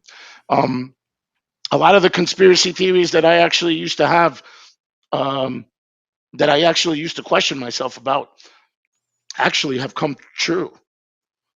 Oh yeah. What's the saying is the difference between conspiracy theory and fact is about 6 months, Right? you know? Yeah, it's so true. I wanted to go back I want to go back to Islam a little bit. Sure. I want to talk about radical Islam. Mm. So, we've been taught that radical Islam equals ISIS, right? Yeah. That's not the case. Mhm. At all. ISIS is not, there's so much coming out now about ISIS most likely being a seeded organization from Israel and the United States. I have no CIA. doubt. I have no doubt about that, bro. Me neither. Now, so we know that that's not what radical Islam looks like. So what does radical Islam look like? And I was thinking about that. And I think that the testimony from the Israeli hostages that have been released is a perfect example of what radical Islam looks like. And I'm going to bring this up real quick. Go ahead. Play this video. For those of you who are just listening to the audio, we have an Israeli hostage, an older lady who was released. She says, when we arrived there, they first of all told us that they believed in the Quran and that they wouldn't hurt us, and that they would provide us with the same conditions that they have in the tunnels. They took care of all of our needs. I'll give them credit for that. They were very courteous. They made sure we were clean when we ate the same food that they did. Feed us with cream cheese, milk and cheese. That was a meal for the entire day. Well, all right. So, and another one. I want to bring up another one. So this is, what was her name? Hold on one second. I'm going to bring up her name. She was one of the hostages that were freed during the last ceasefire, temporary Agam ceasefire. Goldstein. Yeah. Agam Goldstein Elmag. So this was, I believe this was early on. She was one of the earlier hostages released, and her testimony is quite interesting about her treatment, her and her mother's treatment. For those of you who are listening to audio, אמרתי לנהג, אמרתי לו just together, כאילו תשאיר אותנו רק ביחד. אמר לי בטח, ובאמת נשארנו ביחד באופן מפתיע. לא, הייתה לי איזו תמונה בראש כאילו שאני יושבת בתוך כלא, קשורה, גל וטל יחיו בעזה, כאילו זהו, הלכו החיים, כאילו, זהו, עברנו לגור פה. חן, אגם ושני הבנים הוחזקו ביחד בדירה בעזה במשך כ5 שבועות עם אותם שובים שחיו איתם 24 שעות ביממה. הם היו מדברים איתנו גם לפעמים על גלעד שליט עם איזה חיוך כזה, מסתלבטים עלינו עם זה, ואני מוכרחה לומר שזה היו החרדות שלי, שאולי זה יערך עכשיו שנים בדבר הזה. הם עפו על עצמם, שגם כאיזושהי אמירה לנו שלמדינה לא היה אכפת, תראי 5 שנים עד שחזירו אותו. המדינה לא כל כך אכפת ממכם. למדינה אכפת מהלחימה. צריך לבקש אישור כדי ללכת לשירותים. היינו מתהלכות לפעמים, היינו מבקשות ללכת, בחילוץ עצמות, להניע את הגוף. הם היו אומרים לי, גם את הולכת לסלון, תגידי לי שאת הולכת. הוא עושה איתך כושר. כן, לפעמים פשוט היו יושבים ובואים בנו. לא היה מצב כמעט שאנחנו היינו לבד, היו יושבים מאוד קרוב אלינו. אני ממש חששתי מהאפשרות שיבואו לחלץ אותנו באיזה מבצע צבאי. אני ממש דאגתי מזה, כי אני חשבתי על זה, כי הם כל הזמן היו צמודים אלינו. גם את עשית כושר. Ajam, did you exercise? Yes, מה a מחבלים little. אמרו כשאת עשית כושר? What did the militants say when you exercised? They said bravo. שזה חשוב מאוד And שאני that was עושה. very important הם that I did. הצטרפו כאילו? הם גם עשו כושר? And did they exercise too? אבל כן היו הורדות ידיים. כן. There was את arm ואני wrestling, עשינו, yeah. ואז אני ניצחתי אותה. בגלל שאגם כל הזמן עושה כושר, אמרו, רגע, אם חן ניצחה אותה, אז בוא נעשה איתה. ואז אחד מהם, הצעיר. אבל כן היו הורדות ידיים. כן. את ואני עשינו, ואז אני ניצחתי אותה. בגלל שאגם כל הזמן עושה כושר, אמרו, רגע, אם חן ניצחה אותה, אז בוא נעשה. if Hind beat her, then we would play איתה. too. ואז אחד מהם, הצעיר, Then a young man עשה from איתי them הורדת did ידיים, אבל הוא הביא arm wrestle with מגבת, me, but he brought a towel. Keep that in כדי mind. לא... כי אסור By לו the לגעת towel, בי. because it's forbidden for them to touch us. For them, women are sacred. אישה היא קדושה שם. Women אישה are היא like מלכה. queens. They talked to me about how to look after היו עושים a לי John. שיחות איך לשמור על אגם. הסברנו We להם told שגם them that אצלנו לפעמים כן sometimes we יש have friendships that my daughter חברות, John might have a שלאגם friend, יכול להיות or that we חבר, או might יכולים להיות have לה כמה several חברים לפני friends שתתחתן. אני before she gets married. And I also encouraged her to do אפילו that. מעודדת So את זה, שהיא תתנסה, that she שהיא can get to תכיר, know and לפני שהיא... learn. אצלה מוסד Married. הנישואים הוא... אבל We would argue היינו with them מתעמתים על about זה. כן, גם yes, they told אמרו me לי, once אנחנו מחתנים אותך בעזה. we would marry you off in Gaza. את בעזה, את מתחתנת. You אנחנו will נמצא marry לך... here. We will find you a נמצא man לך in גבר Gaza. בעזה. הם נתנו לה שם מאוד יפה. They gave her a beautiful name there. שם ערבי מאוד יפה. A very סלסביל. beautiful Arabic means sasabil. It means זה water. מים. And it is זה mentioned in כתוב the להם Quran. בקוראן, מים It means sweet water. I מתוקים said כזה. that. עכשיו אמרתי לו What a שזה coincidence. קטע, כי My השם name שלי in Israel בישראל is זה Ajam. אגם. It means lake. שני הבנים, גל בן ה-11 וטל בן ה-9, שלא ראו אור יום במשך תקופה ארוכה, הצליחו להתמודד עם השעמום הכבד. הם ציירו, הם כתבו, הם השובים, לימדו אותם משחקים, בקלפים לפעמים. Sometimes through a deck of cards. Okay, so when, you know, me getting to know Islam, right, and studying it, and I've gone through my head, what would radical Islam look like? That's what it would look like. It means you would be so, you would keep to the Quran so strictly that even one of your captives, you would treat them humanely because the Quran says so. Radical Islam, and correct me if I'm wrong, radical Islam means that if you are actually in combat and you are aiming your gun at your enemy and he suddenly drops his gun, then you better take your finger off the trigger because he surrendered to you. That's radical Islam. There's many passages in the Quran that have to do with how to treat enemies in wartime or in battle. That's right. Actually in the Quran. And yes. Now, when you say radical Islam, obviously, bro, there's going to be levels to everything, and there's always going to be like groups of people that are zealots, groups of people that are going to use this, just like the Zionists are doing with Judaism. You know, there's going to be people that have certain ideologies that are going to use a religion or use a text and say they're justified by doing so, whatever they do because of that text. And because the Zionists do it every day. You know what I mean? So, and that also happens in Islam, and it also happens in Christianity, and it also happens in a lot of religious texts, right? Or a lot of people that are so-called religious, right? Yeah. That being said, I agree with your comment. That is what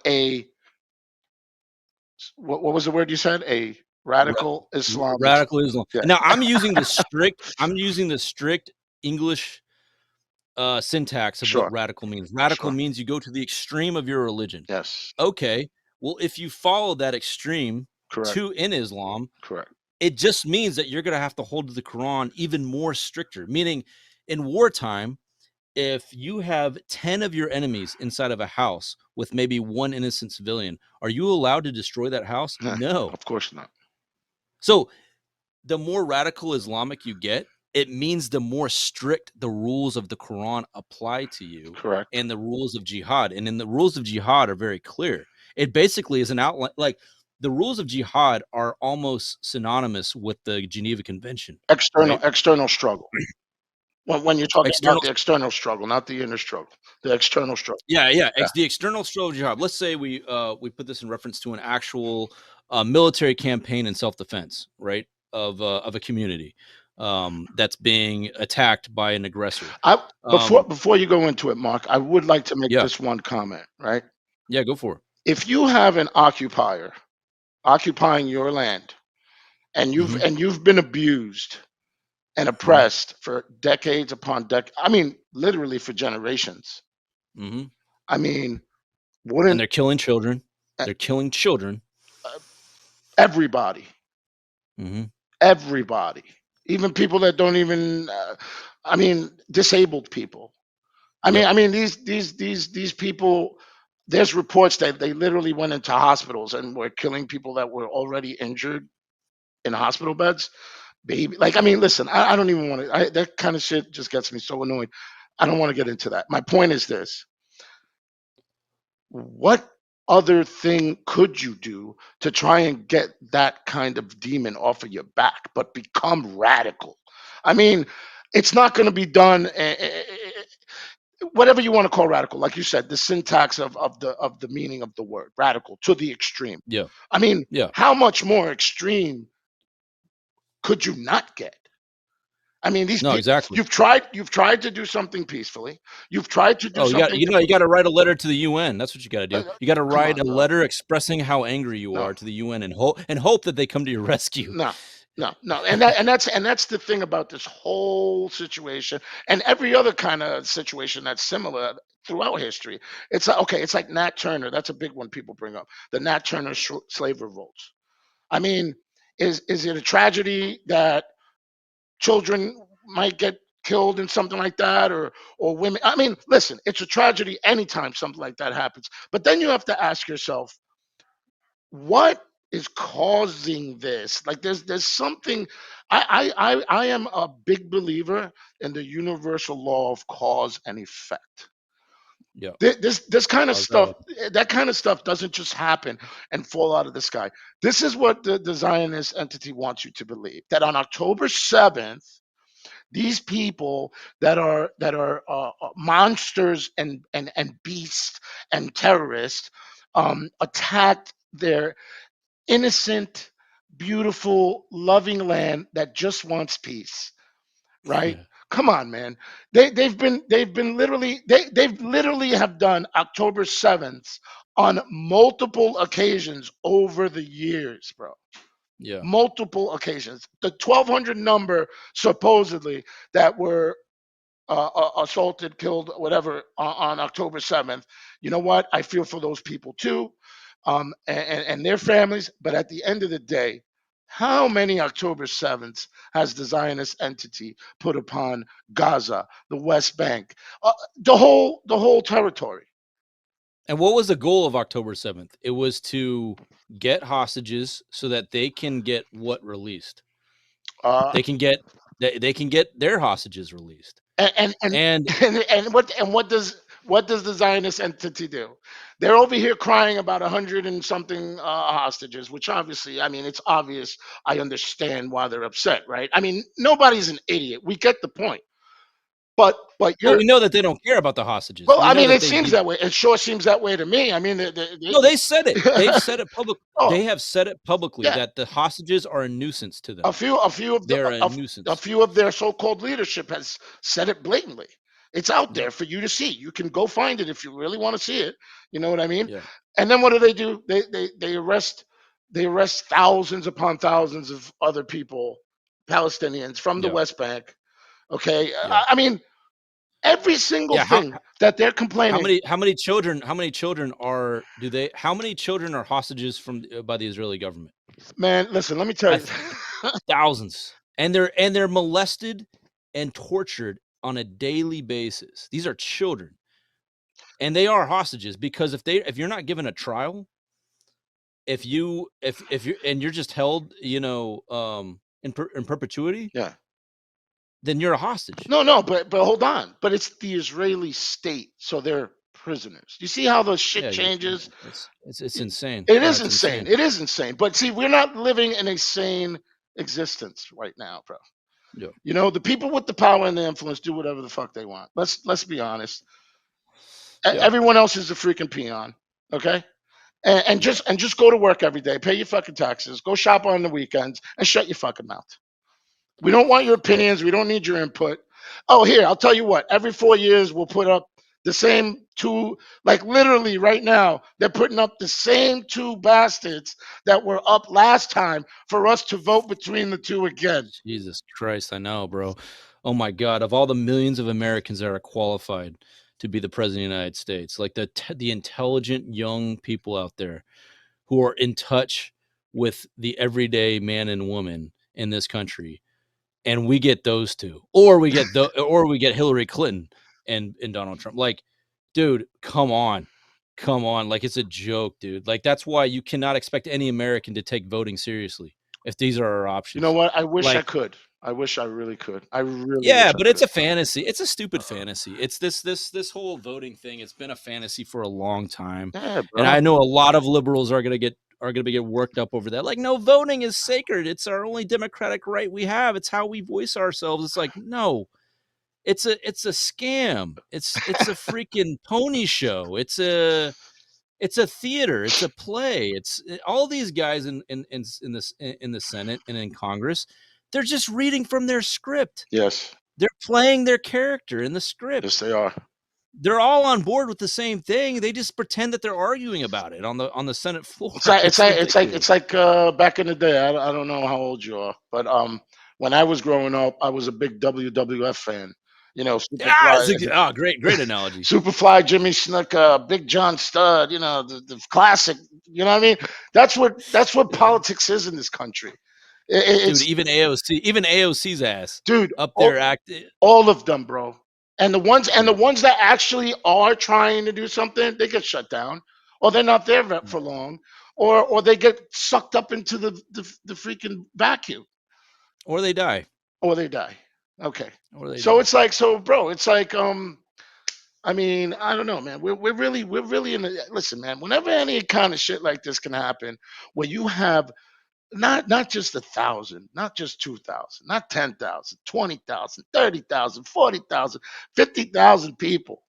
You know, they give you a number. Oh, 30 whatever thousand have been. Okay, how about all the people under the rubble that they don't even know where they're in the rubble?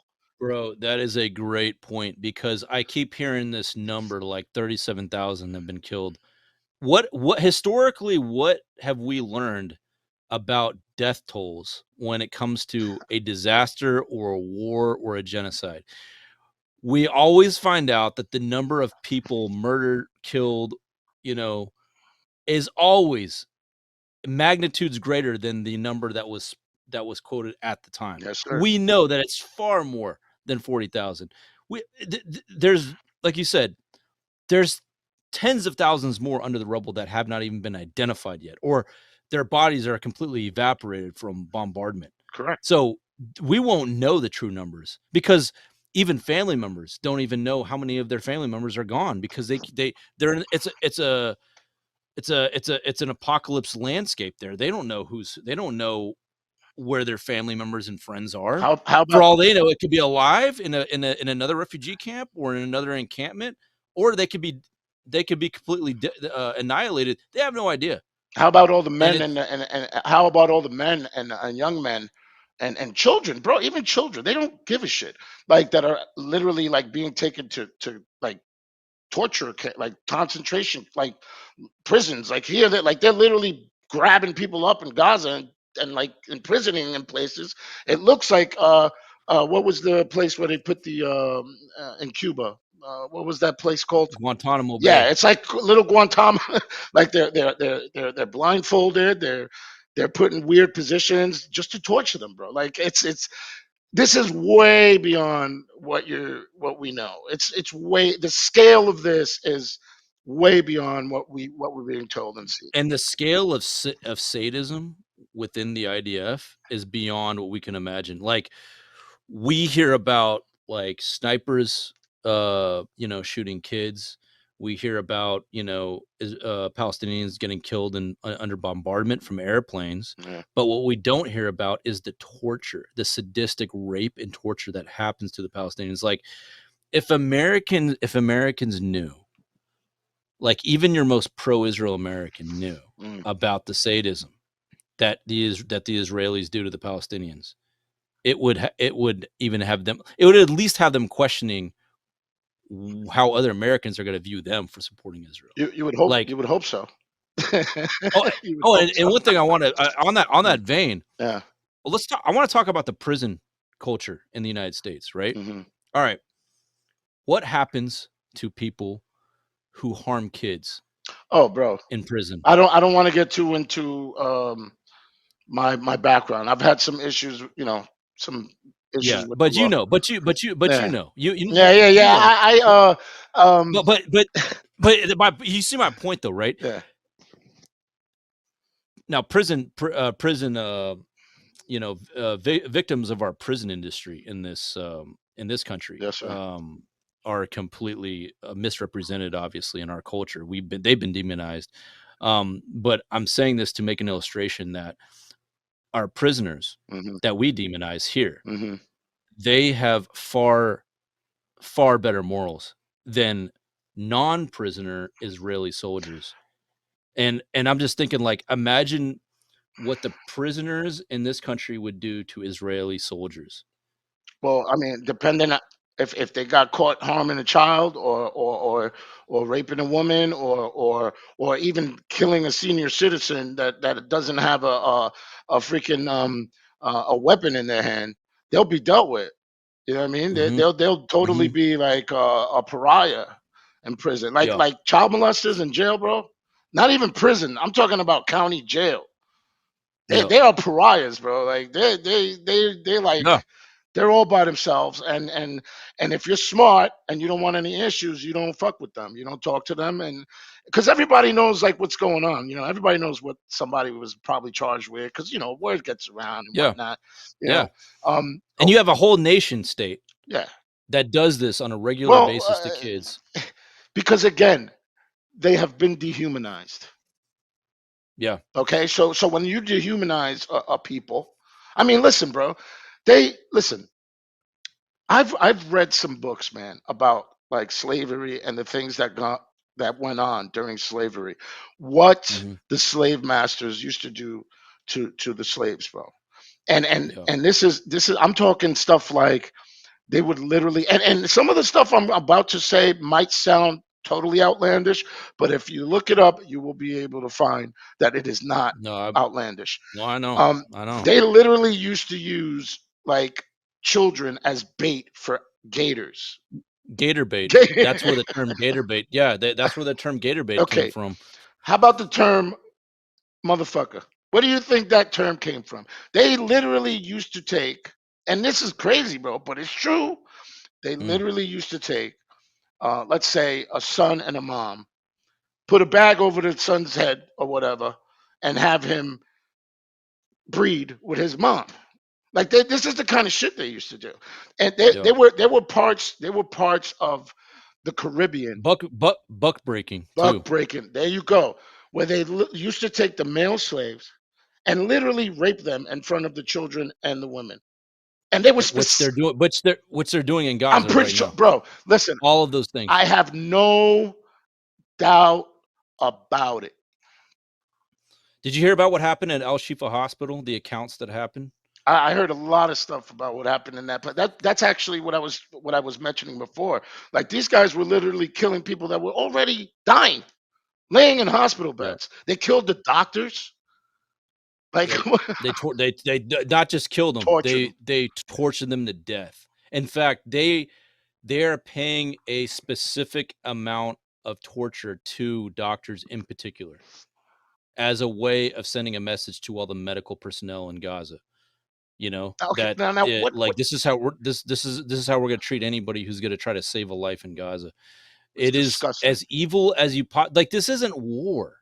See, war is what happened on the Normandy beach, right? That's war. Omaha Beach, when we landed and we're getting shredded apart by German gunfire, and we fired back. We threw grenades back, and we opened.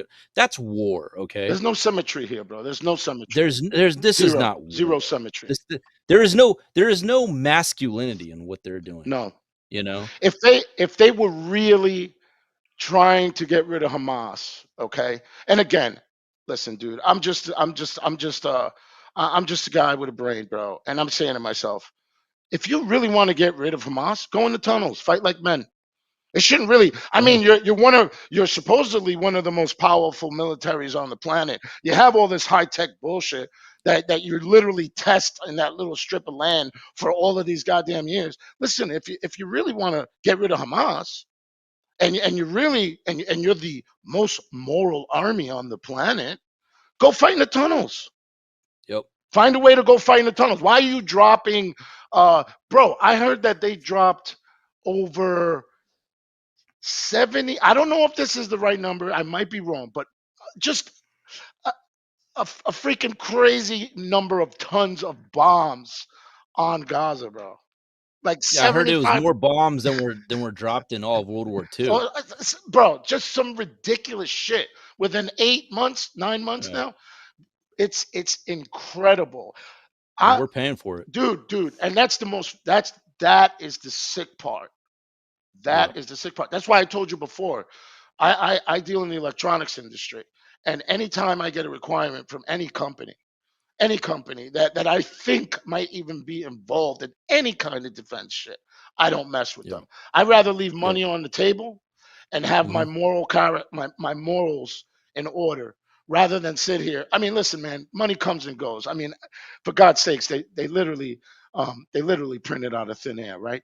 I'm not, you know what I mean? So I have value for other things. Maybe not everyone's the same. But you know what, man? Like that's the thing. Like we literally have to understand that just because people are on the other side of the world, look different than us, might believe different than us, they're still fucking human beings. Yeah. I don't understand how cold and how I don't know, man. It's a special kind of evil, man. It is a special kind of evil. It's unfathomable how evil it is. And what's the crazy part about it is that our culture has been taught to fetishize Israel as if it's just this pinnacle of hope and democracy in the Middle East, and that's why it's this jewel and flower that we have to protect against the savages of the Arab states. It's crazy how that illusion has been completely ripped apart in the past few months through social media, and there's only a few enclaves left of that illusion. Yeah. You know, and it's eventually reality is going to hit those enclaves, you know? Well, I actually I was thinking to myself, I'm like, you know, what point is this going to get to, right?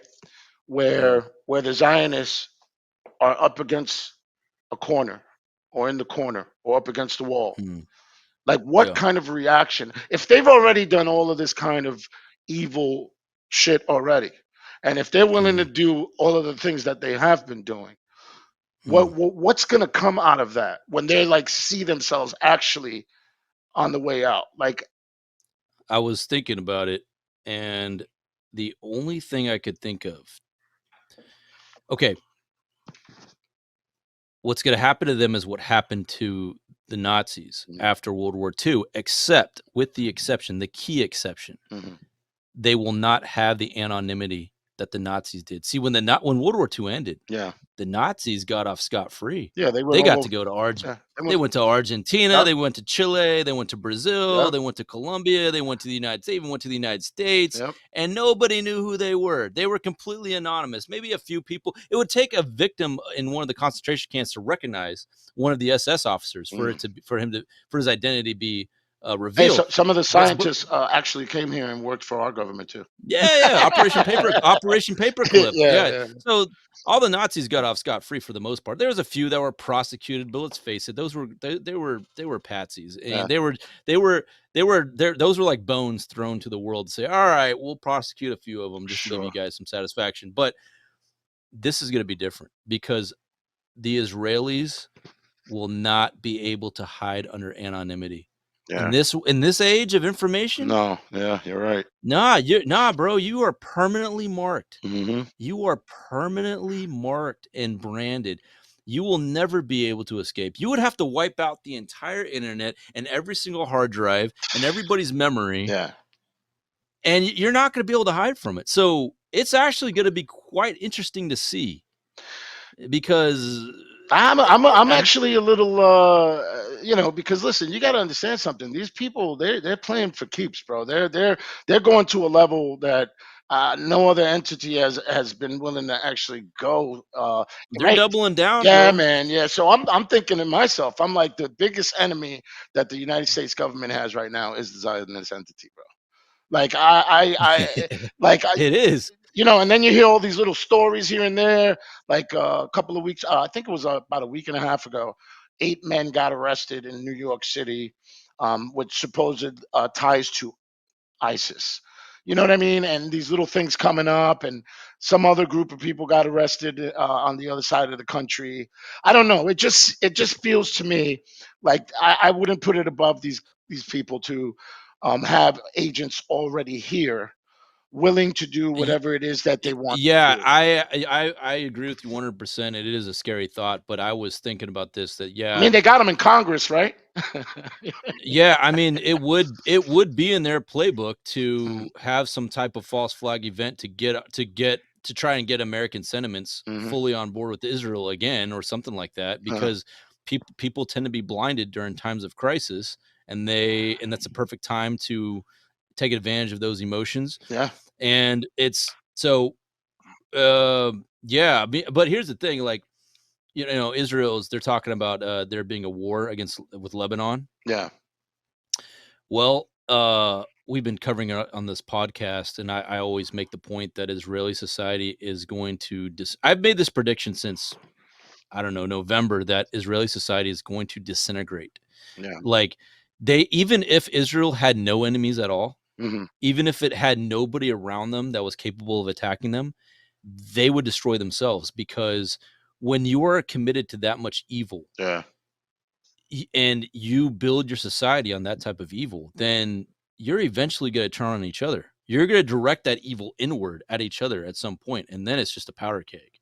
And we are seeing Israeli society just unravel, because you got the guilt, you got the psychosis that happens when you murder innocent human beings, Right. and you try to get on with your daily life.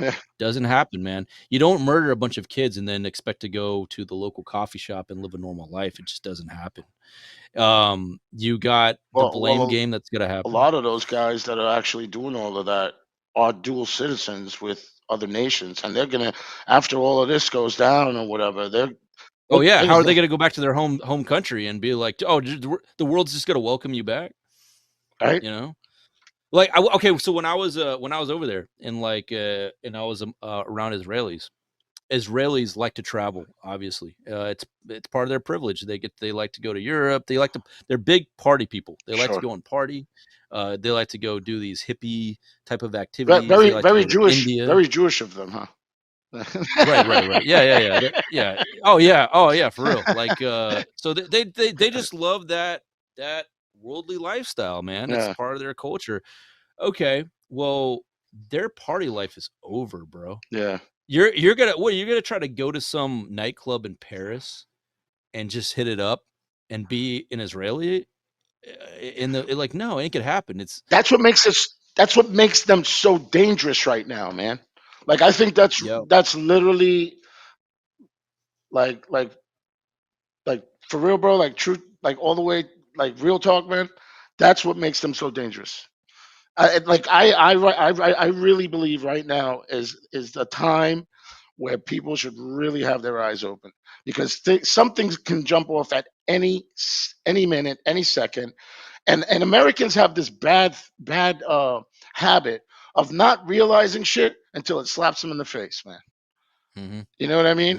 For some apparent reason, and that's what I think. That's what I think is about to go down. And it's a shame. It's really a shame, because it's almost like these guys, you can't see this. You have all these so-called intelligence agencies, and all these people with all these titles, and their suits and their ties and their this and their that and their egos, but they can't see any of this. You know what I mean? It's incredible. No, they can see it. They can see it, and we all know that our intelligence agencies are not set up to protect us. Oh, I of mean, course not. not to say that there's a lot of personnel in these intelligence agencies that are true patriots, and they do care about the American people. But the way that these intelligence agencies are so compartmentalized, yeah, you know, you don't know who's who. Yeah, bro. I mean, it's gonna be interesting to see what happens in Israeli society. Yeah. We're gonna see a lot of, like, for example, and mind you, a lot of information about what's happening inside Israel, you and I will not hear for a while because they have such a tight grip on information leaving. Like, you know, Yeah. you've heard of the Great Firewall of China, right? Yes. Yes, All I right. have. Yeah. Well, let me tell you something. The Great Firewall of Israel is way more intense than the Great Firewall of China because it's a smaller country. It's a lot easier to do. Yep. And Israeli citizens are far more controlled and surveilled than even Chinese citizens, if you can believe that. So no, I do believe that. I mean, listen, that's why I said before, they're literally in a bubble. It's like it's like a bubble. It's like an echo chamber bubble. And if you can't dare, escape. and if you dare go against the status quo, they'll ruin your life.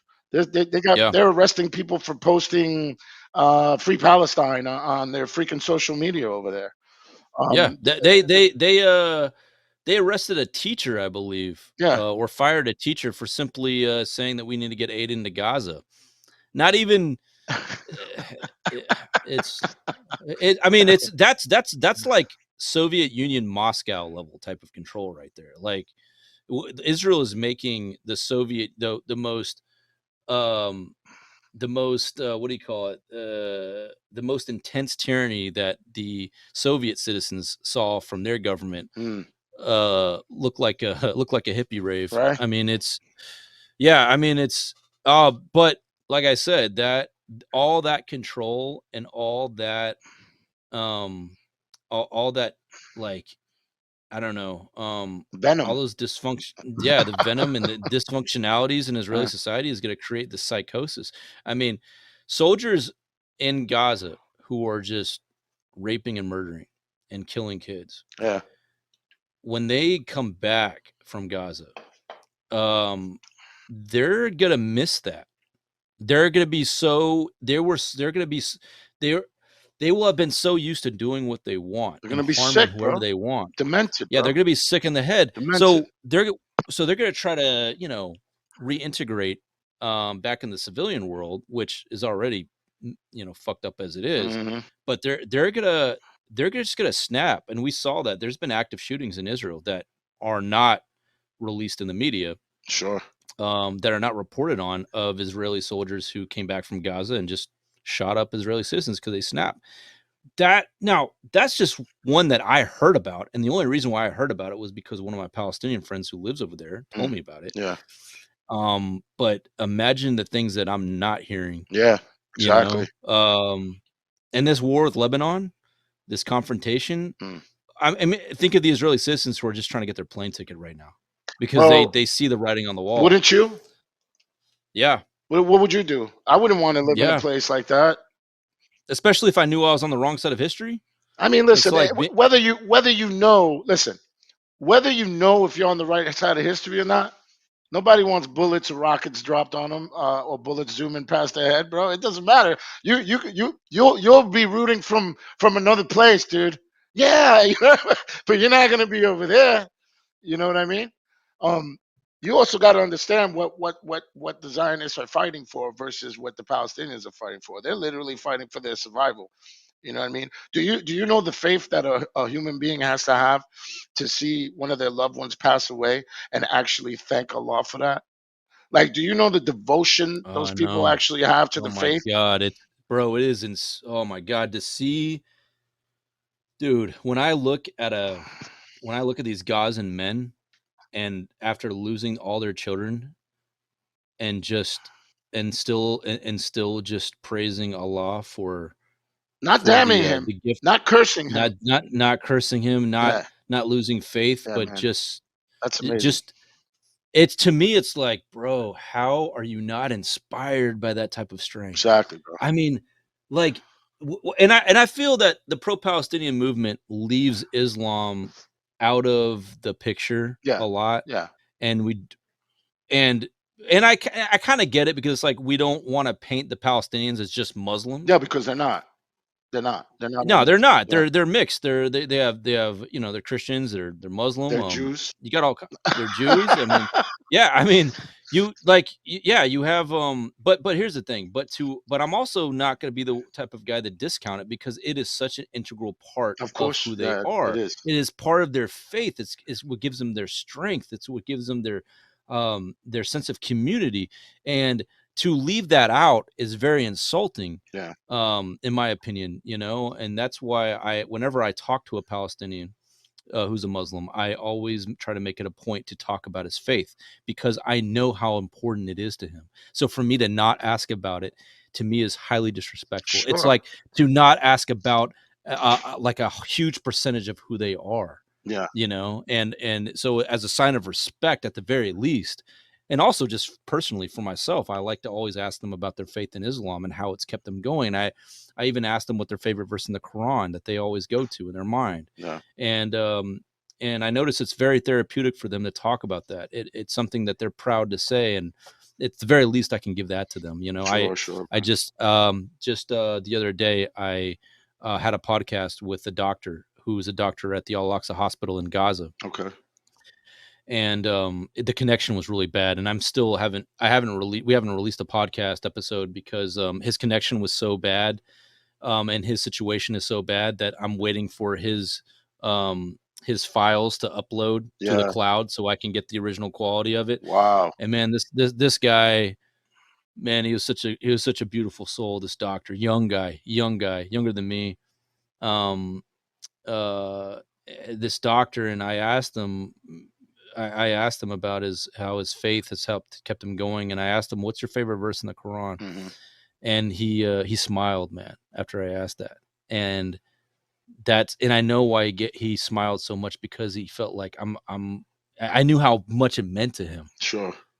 And then he read he quoted the verse that kept him going, and I realized how much of an uplifting thing that was for him to talk about that verse that kept him going, because that's part of him. Now, a lot of podcasters would just simply ask him medical questions or logistical questions or stuff or if he was on a news show, they would just ask him about the situation in Gaza and in details. Like, no, I wanted to get personal with this guy. I wanted to know what drove him internally. And I asked him that, and I could see how much it made him feel. Yeah. And it's something that I wish this movement would not discount, that Islam is a huge part of Palestinian culture, and it is very important to them. And I know that the people in Gaza, if they could speak to all of us right now, they would talk. They would quote verses from the Quran. Of course they would. They keep them going. Of course they would, man. First of all, you got to be a hell of a man to do what that man's doing. You know what I mean? And I guarantee you that Islam is one of the biggest things that is inspiring him to do what he's doing over there right now. Yeah, dude. I have no doubt about it. You know what I mean? Because he believes that saving one life is like saving the whole world. And correct. That's what keeps them going. So yeah, that guy witnessed a lot of people dying. Yeah. A lot of people dying in his arms, under his care, under surgery, and just he's seen massive death, and you could see the pain on his face and the shock and look. But what keeps him going is the lives that he does save. Sure. Is one more life that's going to be able to see another day. And man, brother, it was an emotional experience interviewing that guy, and it's still not out yet. Yeah. I still haven't posted it yet. I got to edit a lot of it because there's a lot of technical issues with that, and I wasn't on my game. It was in the morning, and I was kind of brain dead, and I was trying to formulate my questions better, and that combined with the technical parts was, Sure, man. Well, man, that's just there's a lot of the good thing about like anything bad that happens in life, and even in your own life, like even in our own lives, right? Sometimes when terrible things happen, it brings out the good in another way. It's almost like it's almost like you need these kinds of things to happen in the world for there to be a change for the better. It sucks that it has to be that way, but I really believe that. You know what I mean? Well, it's just amazing how different we are now in this day and age, where, like, who would have thought that Palestine would be the thing that liberated the rest of us around the world? The rally cry for justice, bro. That's what it is. I mean, like, everybody is waking up to the corruption in their own governments. We're seeing nationalism being torn apart because no matter how much you love your particular nation, something about what's happening to the people in Gaza is affecting you so much where it's like, dude, I don't care what nation you're from. I don't care if you're from my nation. Yeah. And if you stand with Israel, you're not on my side. But if you stand with the Palestinians, you're on my side. Like we're seeing this tribe that's forming of people from a lot of different tribes who are coming together in this one house. It's humanity, and that bro. house It's humanity. There's no way, if you're a decent human being, if you're a decent breathing human being, right? There's no way that you could see something like this happening and not care at some level. At some level, like obviously not everybody's gonna get up and go over there and fight the battle and whatever, but the least you could do is put it out there, like what we're doing right now. Like at least you could do that. You know what I mean? And that whole TikTok thing, that's what got me started. Because before all of this stuff, I had kind of similar stuff up, but it just inspired me for whatever reasons. So if you're not a decent human being, yeah, you're not gonna. I mean, it's impossible not to care, bro. Like, do you see? It's amazing that this is actually. I have no respect for this government, the government entity of my country right now. I have zero respect for it. I don't give a fuck about nobody any. should. I don't give a shit about what they say. If I could listen, if I could break a law and get away with it, I'm gonna fucking do it. Like I don't give a shit anymore. Like it's to it's to the point. It's like, wait, hold on a second. Yeah. I could fucking get busted for the dumbest shit and get locked up for maybe a couple of years, 3 years, 4, depending on what stupid shit I do, maybe a few years of my life. But these people are literally funding, endorsing, and like the greatest crimes against humanity. And they're walking around in their shirt and ties with their little titles on their freaking helicopters, in their limos, living in their big homes. Making laws against us. Speaking about it, right? Like, speaking about it. These people aren't these that say that those people are qualified to even make the laws that we get prosecuted for in the civilian world. I would say no. I would say no. They are not. Get the fuck out of here. Yeah. I mean, I'm not saying I'm gonna go out and become a criminal. Don't get me wrong. No, but it's like. But I mean, listen, and I got nothing against crime, bro. It depends on what kind of crime and who's against. But exactly. No, but at the end of the day, listen, because sometimes, hey, listen, Martin Luther King Jr. was a criminal for a little while, right? He got locked up a few times. Malcolm X was all the people that usually go against the status quo and want change are criminals, because you have to become one in order to change shit sometimes, man. Dude, yeah. People aren't willing to do that. Morality and legality do not go hand in hand. No, not at all. Not at all. Because it's obvious right now. I mean, you see these. I mean, I just don't know what it would take for like people to literally get together and literally drag these people out of their ivory towers. Like, listen, I don't know if that'll ever happen in my day or if I'll ever see it. Maybe my kids might not see it, but eventually this can't go on. Well, at the very least, yeah, we couldn't physically get to them. Yeah. Right. But at the very least, everybody just said, hey, we don't respect your authority anymore. Yeah. You don't have any. Like, you're not a congressman. You're not a senator. Like, well, you're nuts. What the fuck is that anyway, bro? Let's just be honest. Yeah, exactly. It's like we don't respect anything you have to say. Like anything that you pass, any bill, it means nothing to us. And it's just a matter of if enough people start seeing it that way. Yeah. Eventually, it's going to go up. It's going to go up the chain, yeah. And it's just like you talk about trickle down from the top of the pyramid. Yeah. Well, it's going to happen from the bottom of the pyramid up. Yeah, because to the point where they're not going to have any minions to send out to carry out their orders. Well, that's the point. And that's the whole thing. That's the whole thing. That's the way I see it also. Because guess what? We're the ones holding them up. Because if we change our mentality, right, and we change our what we've been indoctrinated to think and believe and fear, because that's a big one, fear. Then that's when things will change. But until then, it's going to be the same old shit, and you're going to have one senile idiot after another trying to get your vote and making you think there's going to be a difference or the change is going to come, and it never fucking comes. I've been alive for 48 years. on this planet. And these motherfuckers been saying the same shit ever since I was a little kid, man. Nothing ever changes. You know what I'm No, it saying? doesn't. It doesn't. So It's just rebranded differently. That's exactly, all. yeah. But I'm going back to we're talking about society and about how what's happening in Gaza has made people feel. And I was thinking about this a few months back, and I'm like, you know what? Imagine the people who were really not in touch with any feelings at all before. Like, let's just throw out an example, like a stockbroker or Yeah. some guy in, I don't know, Taiwan who was a businessman who really never had any feelings about anything. Yeah. Imagine the people who never had feelings about anything, like in their daily life, or they just were kind of disconnected from any type of sentiments Sure. whatsoever, or compassion.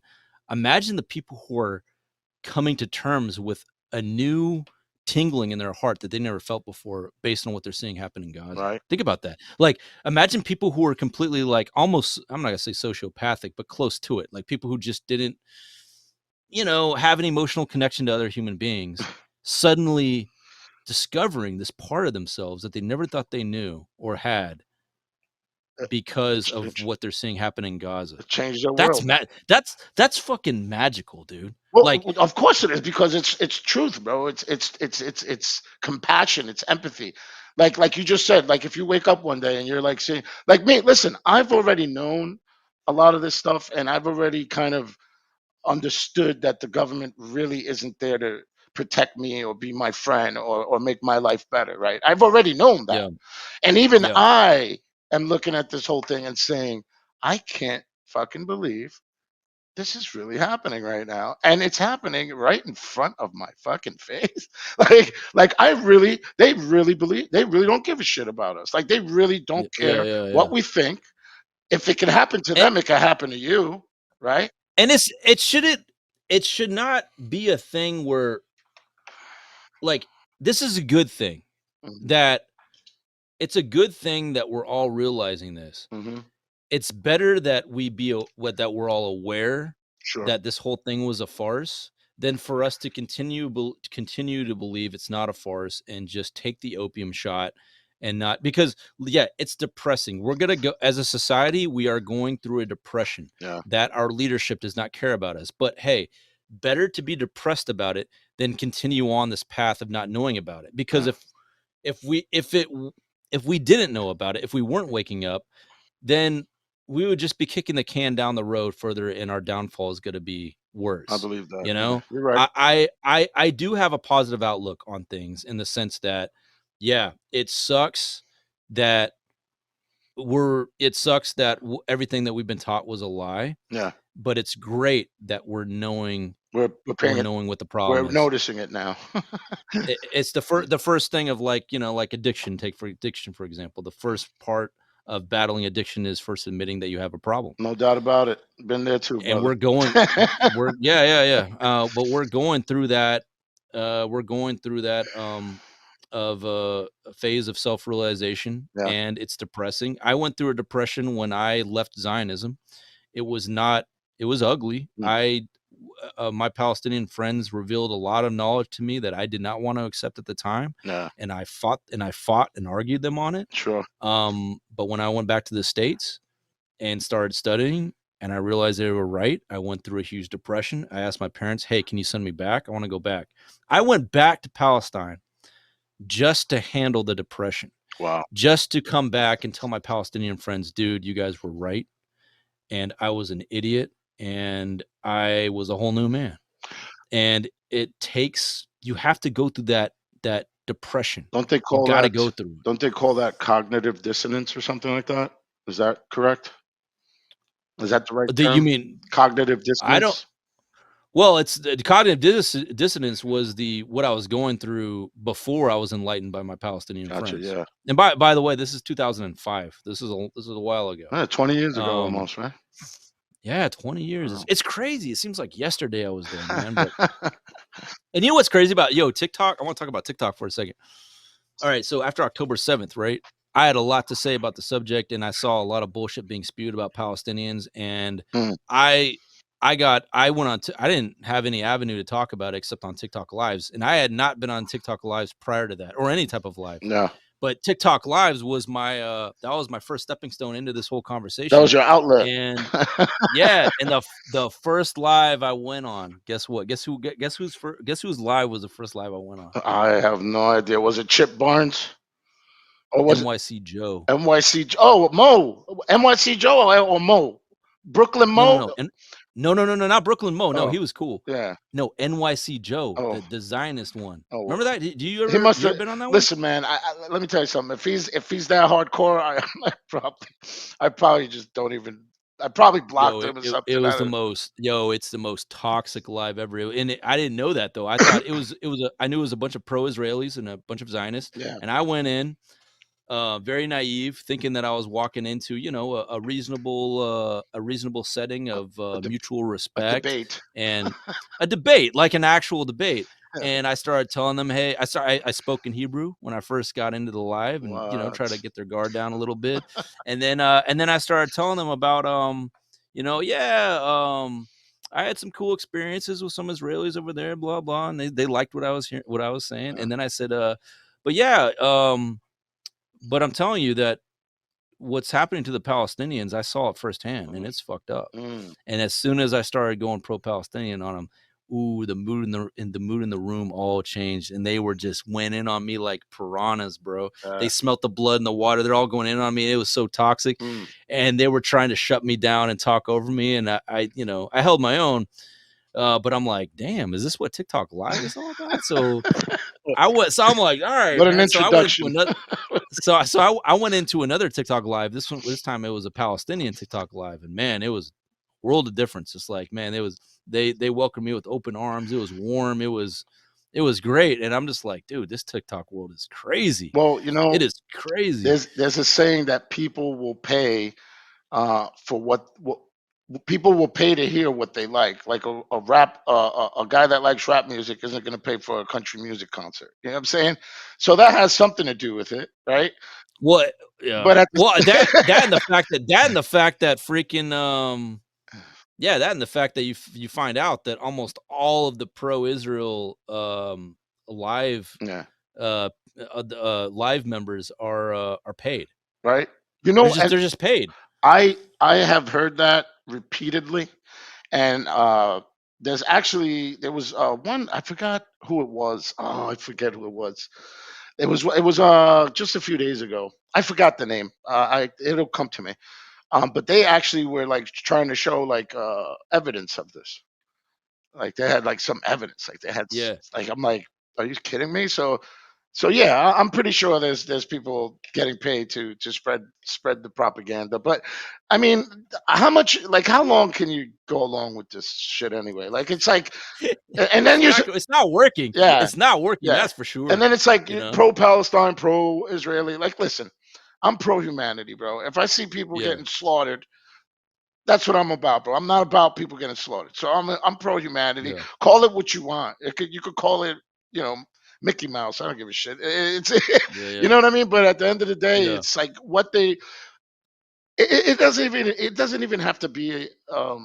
It's just so obvious.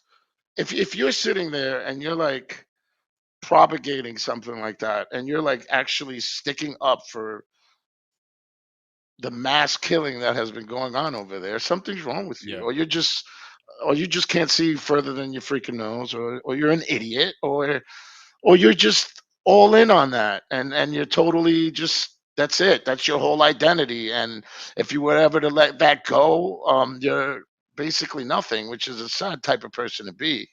If the only honestly, you can't be trusted, because here's the thing. If shit were to ever hit the fan in the United States and we had some type of collapse, now you kind of get an idea of who are going to be the ones that are going to be firmly hold to their humanity, and who are going to be the ones that will see the human beings around them as expendable. Exactly. Right? I mean, I would put my life in the hands of the pro-Palestinian crowd any day, because I know that their stance on Palestine is based in a universality of, in a universal love for humanity. Yeah. Whereas the pro-Israel side is based in just racism. And the ones who don't care, the ones who don't care about the thousands of people getting slaughtered in Gaza, it means that you can expect them not to care if some town in Alabama gets wiped Of out, course. because they'll just be like, well, it's not my town. Exactly. So it's like, how can you trust people like No, you that? can't. You can't trust people like that. Those people are a liability. I mean, like you distance yourself from that shit, because you surround yourself with people that are standing on the right side right now, because Sure. that in the future they'll stay on the right side in the future on something. Sure. It's part of their reputation. It's part of their credibility, in my opinion. And before I wanted to go into the Latino community, Yeah. a little bit. Okay, tell me what's going on in the Latino community, Well, on the subject of Palestine. I can't speak for all Latinos, obviously. Of course, you're not the elected representative of all Latinos, but you're a lot more plugged into it. I don't want to than be I the am. token Latino. No. But you're more plugged into it than Yeah. I am, No because doubt. I don't speak Spanish. I don't. Well, I'm not on Spanish social media. I'll tell you what, bro. Listen, it's like, you got to understand that a lot of Spanish people, they're like really into religion and God, and whichever religion it may be. So Sure. that's a big thing, man. And children and women getting slaughtered and murdered. That's not like a cool part of our culture either. You know, you know what I mean? Yeah. So, yeah. I mean, listen. I would say anybody that I know, right, or most people that I've come across, they are feeling it, man. Like, they feel for those people, because anybody that's kind of been through shit or has felt like the other should know how it kind of feels to be pointed out in that way, right? Exactly. So most people of color, if they are in tune with their consciousness and actually know something about themselves and their history, they're gonna feel for those people.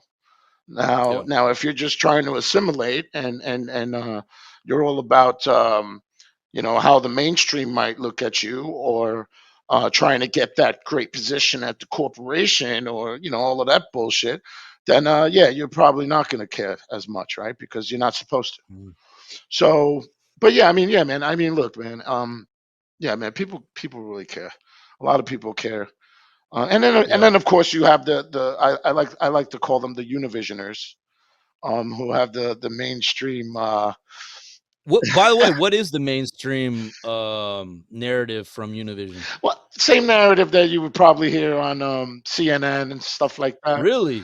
Yeah, man. I mean, I think they're owned by like the same conglomerate, if I'm not mistaken. I'm not sure. Probably are. Yeah, Probably owned by BlackRock, like everything else. I could be wrong on that, but yeah, I mean, certain companies, especially media companies in Latin America. The thing with Latin America is it's weird, because there's not. When I say Univision, I'm talking about here in the United States, because that's like one of the most popular, like, mainstream television stations that a lot of Latinos in the United States would watch. Univision. Yeah. And if you watch Univision, it's like your typical, kind of like, kind of a whitewash type thing. You know what I'm saying? White liberal. It's white liberal. Yeah, something like that. It's just whitewash, and it's like it's like that. It's like that Latino person that's only Latino when it's like convenient, but like their last name, will be Sotomayor, but they'll be like, no, it's not Sotomayor, it's Sotomayor, like that kind of person. You feel me? You know what I mean? Like, there's those kind of people. You know what I mean? It's just like, so when I'm talking about that, it's those kind of people. Like, those people. What about Telemundo? Same thing, probably. Same thing. Probably So okay, so that now would you say that? And again, I know you're not the elected representative of the Latino community, but you have the reason why I ask you is because I'm sure you have a better finger on the pulse than I do. Would you say that is working, this type of propaganda in the mainstream and that type of media? Even if you knew that, because I know you're not out there taking polls. Yeah, no. I mean, listen, it's coming around just like every other media outlet it is right now, because there's so much bullshit happening. It's getting undeniable. So obviously it's not the same as it was when this whole thing started. There is more stuff probably coming up and whatever. I personally don't watch that kind of television as much as I used to. as a child, obviously, but I kind of know what it's all about. And I've Yeah. read some of the, articles that come from some of these outlets or whatever. And like I Yeah. said, they're usually whitewashed, they're usually mainstream. And but at the end of the day, it's getting so out of hand that it can't be denied anymore. So you're going to Yeah. get more stories, you're going to get more, representation of the other side and whatnot.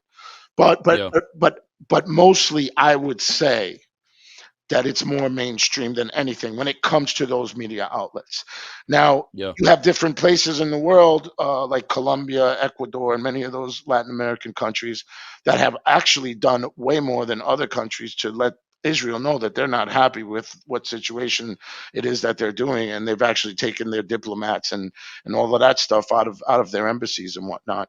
Yeah. And Colombia has actually, they're not trading with them anymore. I I heard that. Yeah, That's huge. That's huge. yes, Like yes. that is, yeah. So I guess they're gonna have to get their nose candy elsewhere. Not kidding. That was a joke. But anyway, but yeah, so that's the kind of situation you're looking at.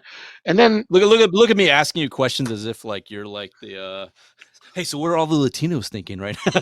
So hey, it's well, like I mean, hey, well, but look, listen. You don't.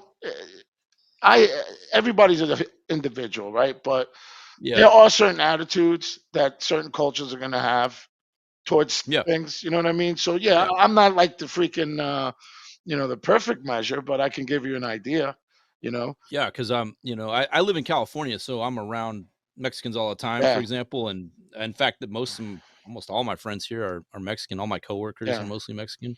Well, I mean, look, And so I'm what happened to Mexico? They got their land took, right? yeah, exactly. Okay. Now a lot of the Latinos that Yeah.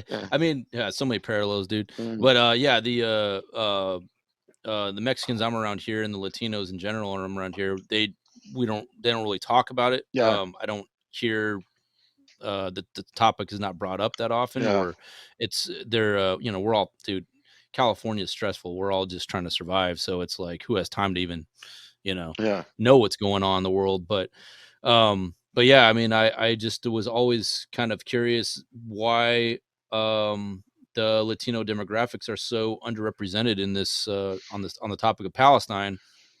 And it's a very important demographic, Of course it is. Yeah. such an important demographic, and I don't know why it's not talked about as much, and I Well, feel like I kind of feel like when it comes to a lot of people that come from other countries that are Latin countries, they have this mentality in their mind that, America is the land of milk and honey, the land of opportunity. I mean, which, hey, listen, I'm not going to say that that has never been true, right?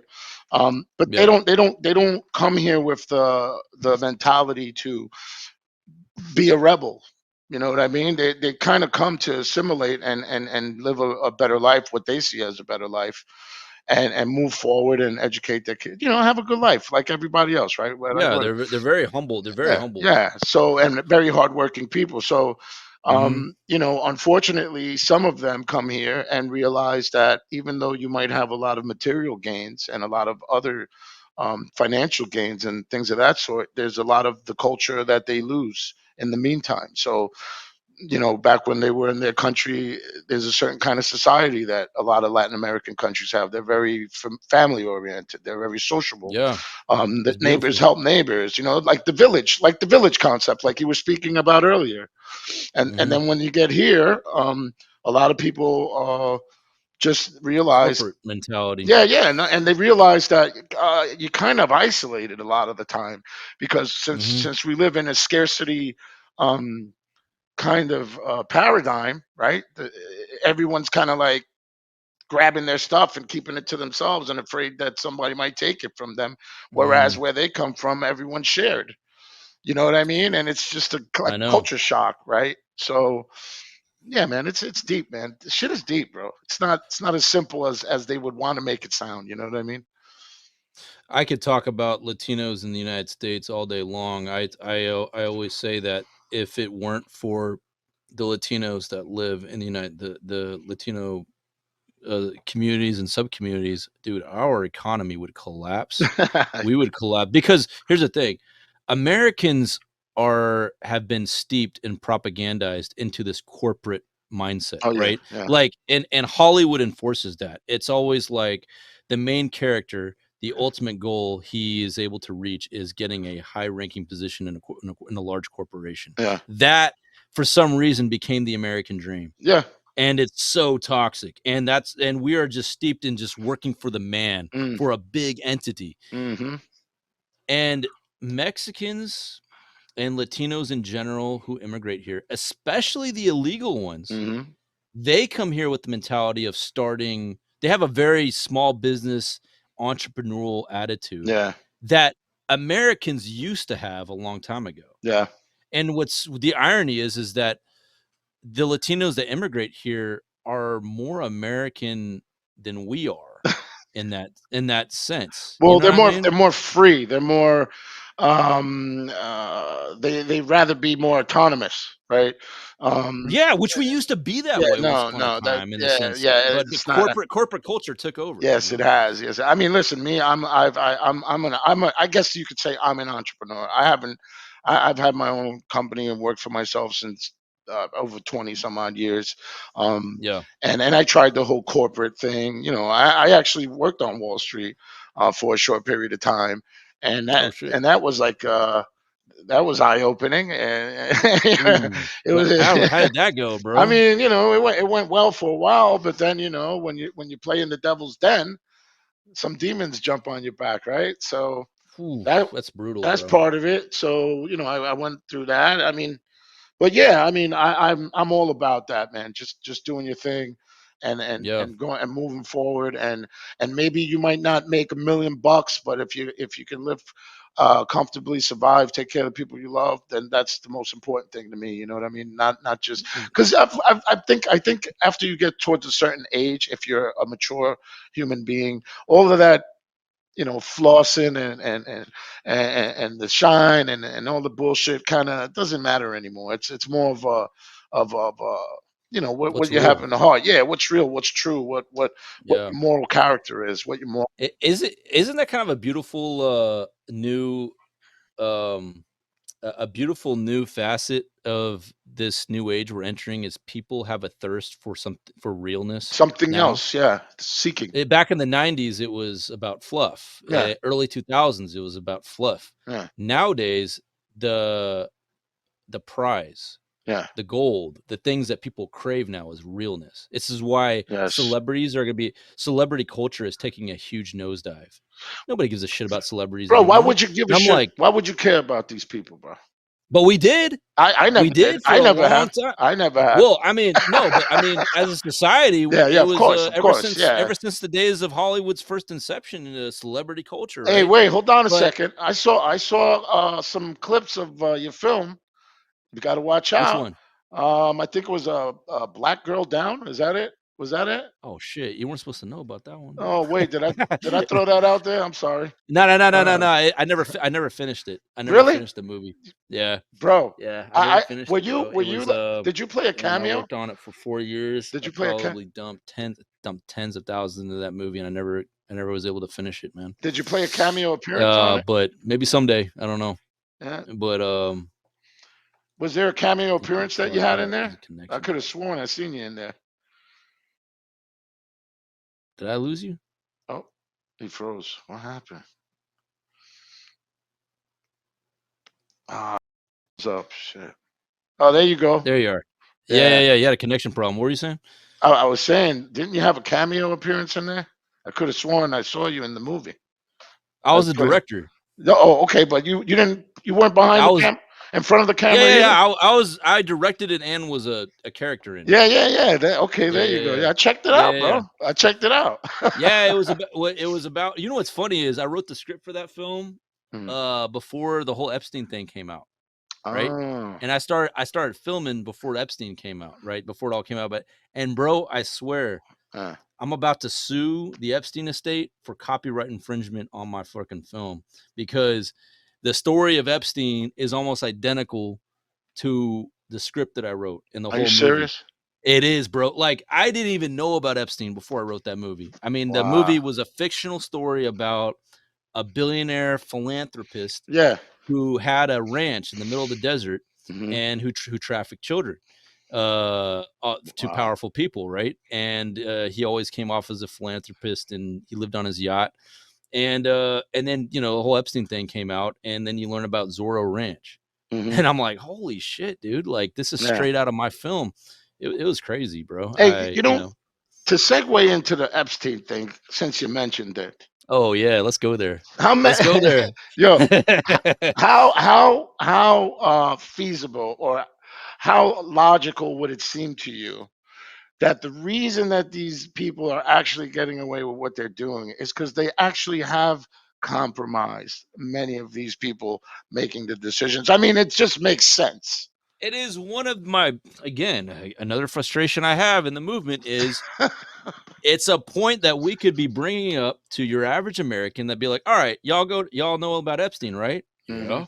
Y'all know that Epstein was a lot of our leaders and powerful, you know, corporate CEOs, Yeah. and a lot of anybody who's anybody was involved in Epstein was probably what all those people were involved with Epstein, right? Yep. All right. Did you know that Epstein worked for Israel? Well, allegedly.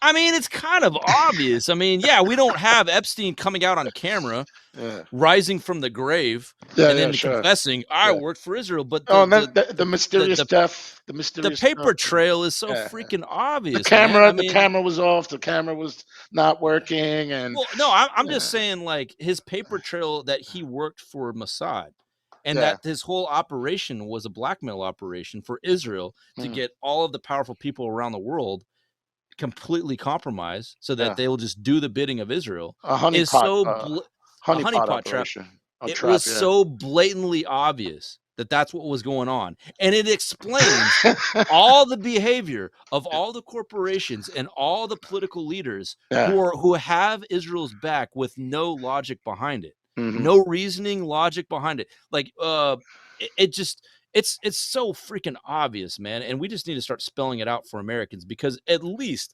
the right wing in America, Yeah. at least Epstein was on their radar. Right. It's a segue into the far right in the United States that, listen, okay, you guys are really hot on the whole Epstein thing, right? Yeah. It's Mhm. one thing that the right and the left do have in common, Yeah. in a good way, in a positive way, is that Sure.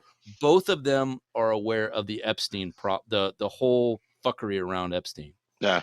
They're fully aware of it, and they know that it's a spyglass into the corruption that happens on high levels, Very high level. and The it's highest something of that levels. and yet we're not connecting that with Israel yet, with the right wing. And as soon as the right wing catches wind of that, I guarantee you it's going to have them. Well, maybe not. Maybe I'm wrong. Maybe they're really that fucked up where they won't accept that. But it will at least give them start to question their loyalties, which are very shallow to Israel. Wait a minute. Israel was behind Epstein? Israel was behind child trafficking of little girls? You would hope so, right? Wait, you want to go down in history as being the guy who supported the government that set Epstein in his empire? You really want to go down in history as being that guy? I don't think so. I mean, maybe you do. I don't know. Did the building in the Israeli colors and pretty much the Israeli flag on the island like convince you of anything? Jesus Christ! And, what Ghislaine Maxwell's connection? Her connection with that?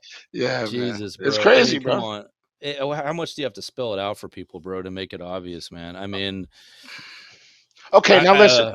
But what can we do then? What can we do besides? I mean, we're doing something now, but what can we do? What can we really do? Like, what can we really do to make like a solid, tangible change for people to actually open their eyes? Or, I mean, we're trying to do it by doing this, but after that, after people's eyes are open, then what? Because I mean, my eyes been open for a very long time, and I try to do little so things. you're saying when the majority of people eyes yeah, are then open. what? Then what are we gonna do? Like, what is gonna be the plan then? You know what I'm saying? Rebellion. Okay. Rebellion. I mean, like literally telling them, no, we're not gonna do what you want anymore. I mean, I would say that a big factor, a big thing that we need is for our current active duty military to just tell the government to fuck off. Yeah. Because I'm telling you, bro, after that happens, Yeah. what are you gonna do? You gotta arrest all the active duty military. With what military? You know what I mean? Like, Well, so you gotta start at the local level. yeah. You know what I'm saying? Because No, yeah. I mean, and again, it's just going to be a matter of time before it reaches every single demographic in this country where they're just going to have to find some type of exit off ramp. Yeah. But I would say, you know, the effect that Palestine is having on us is that it is not allowing us to let go of the corruption. It's not Palestine has us by the collar and saying, listen, you are going to stand up to the corruption in your government, in your country. And I'm not letting you go until you do that. And trust me, it's for your benefit too. That's what Palestine is doing. And I swear, what other thing has ever done to the humanity? Like, when has there ever been a time in human history where every single country, the citizens of every single country finally saw their leadership for being corrupt motherfuckers? Never happened. Not as quickly or as clearly as it has been happening lately. That's for sure. Well, it's never happened. I mean, look at history. Like, okay, you maybe had one country that saw corruption in their government, but the whole world, bro. Well, the entire world. I think COVID kind of had some did that too. COVID did, yeah. You're right. Certain way. Yeah. No, you know, you're right. I mean, at least to some people, right? COVID set the groundwork. Yeah. It did prep us, right? Yes. And again, there's a lot of people in our audience who have different opinions on the whole COVID thing, and I won't get into that too much. I don't want to get into that either. But okay. Regardless of where you stood on COVID, though, yeah.